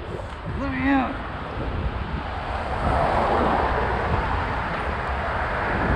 Whereas then I can feel like I'm in the real world. Why don't I feel like I'm in the real world now?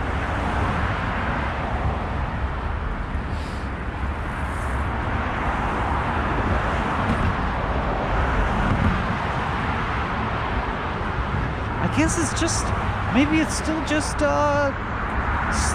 some of the self-consciousness hanging on.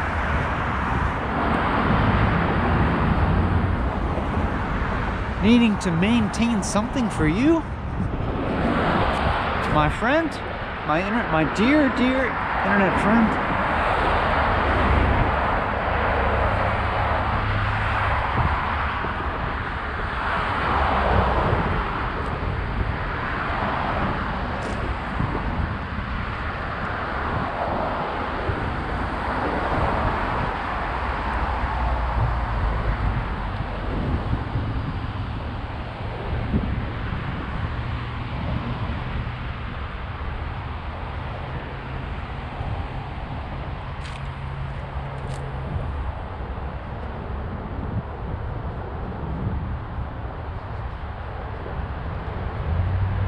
But I know this is also the real world. But boy, what a world, huh? I know it's real, but it's like effing wild, you know? It's wild to me that I'm doing this today. It's wild to me that I do this repeatedly. It's wild to me that I will bring myself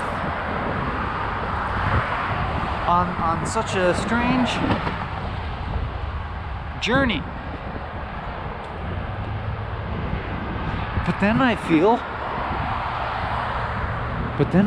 a kind of wonder at that. I experience a kind of wonder and happiness and amusement and enjoyment just at the, just being amazed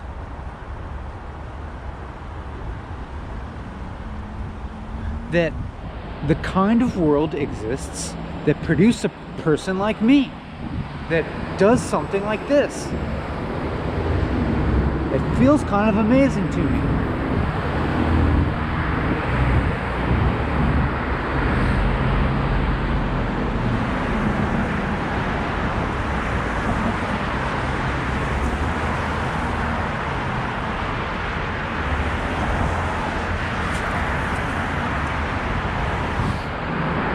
And even with all the ridiculousness,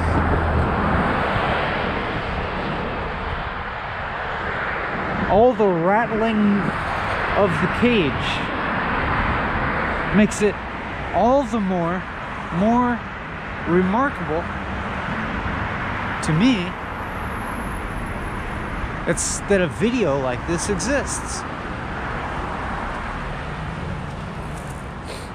I seem to be taking on the affectation of like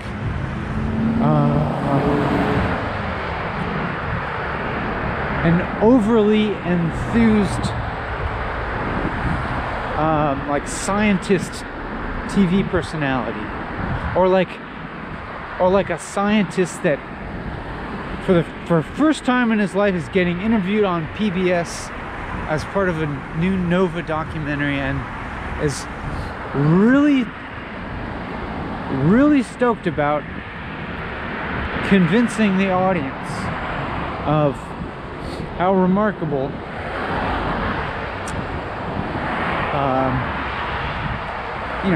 whatever it is that he's studying, like how big the universe is, or how old the universe is, or whatever, or how hot the Big Bang was, or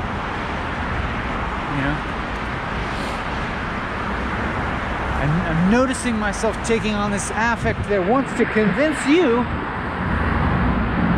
of how strange this world is. Wonder.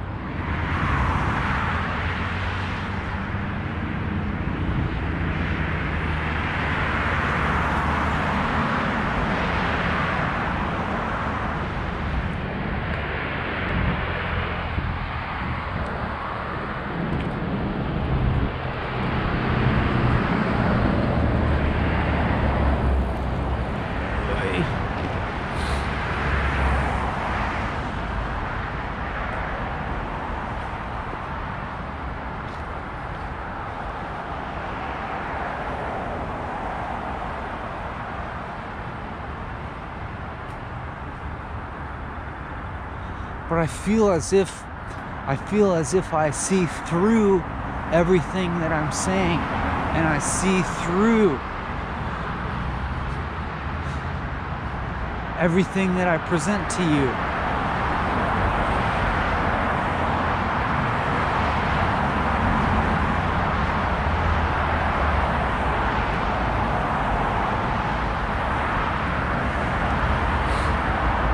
Every little thing that I say, every little affect that I adopt, every little vocal inflection,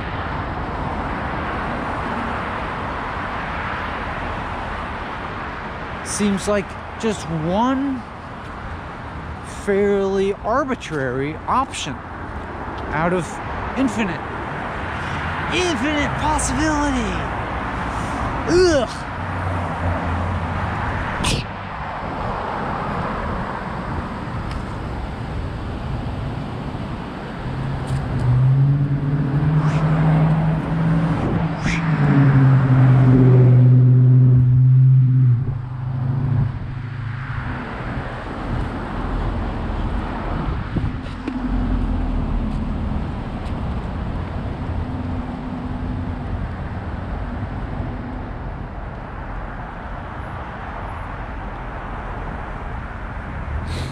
Like I feel the pain.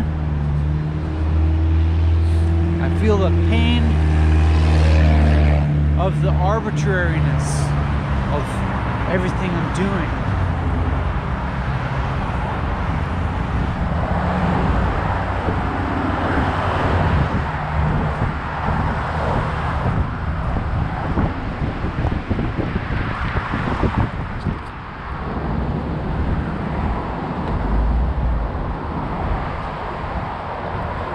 But it's not severe. It's not. It's pain, but the pain's all right. Pain's all right.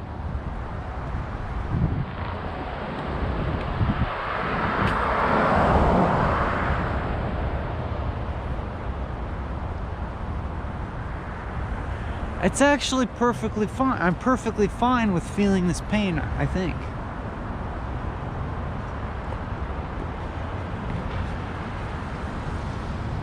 I mean, I am.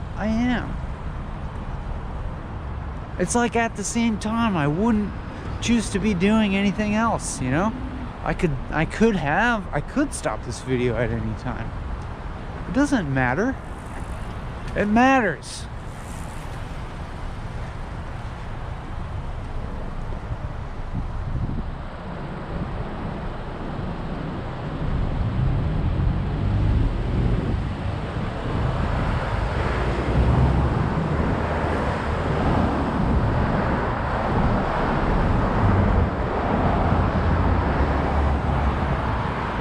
It still feels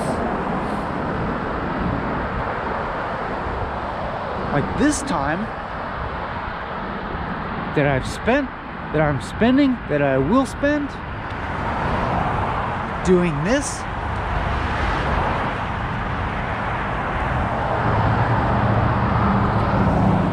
is by no means wasted.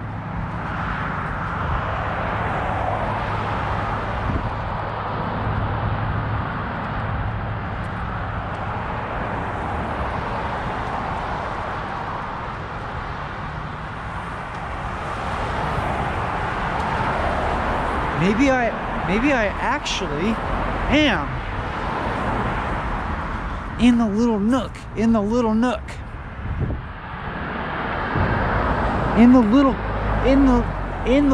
deep crevice, in the crack in rationality, right down in the groove of the present moment that is inseparable from consciousness itself, that is the nexus, you know, the nexus between the known and the unknown, the manifested and the unmanifested, past and future.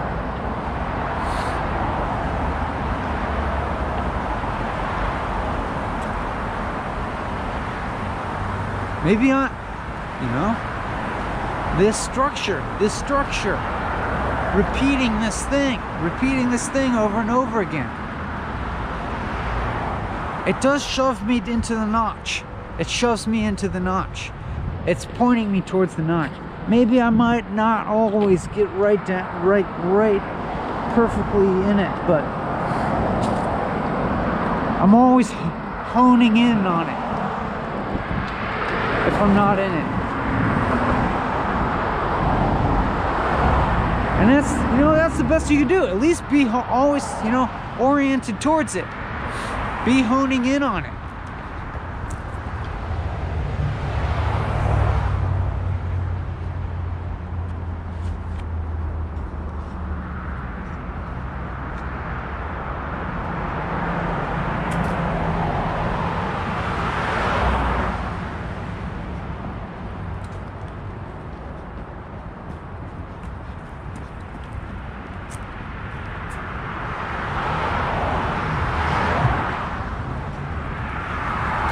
Hey, everybody else is running. Why don't we do some running? It's the end. We're almost done.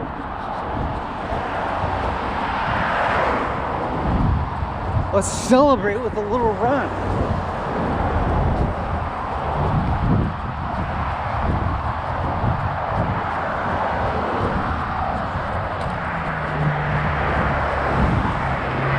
Reward yourself with some endorphins.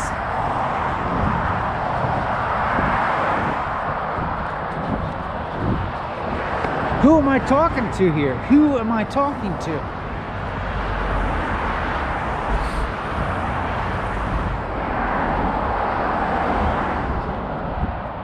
I'm just one physical pattern communicating to another physical pattern. And there's no distinction. We're just a couple patterns aligning with each other.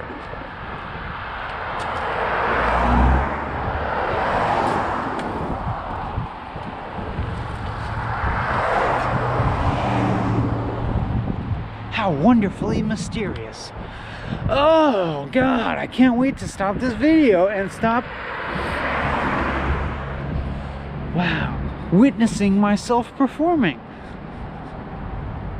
It's gonna be great. It's gonna be so awesome. You're gonna love it. All right. Thanks. You really are the best YouTube viewers.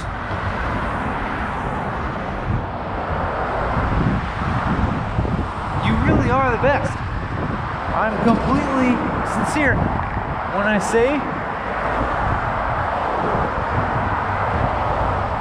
that you're mopping the floor with the rest of YouTube viewers. Thanks. See you next time.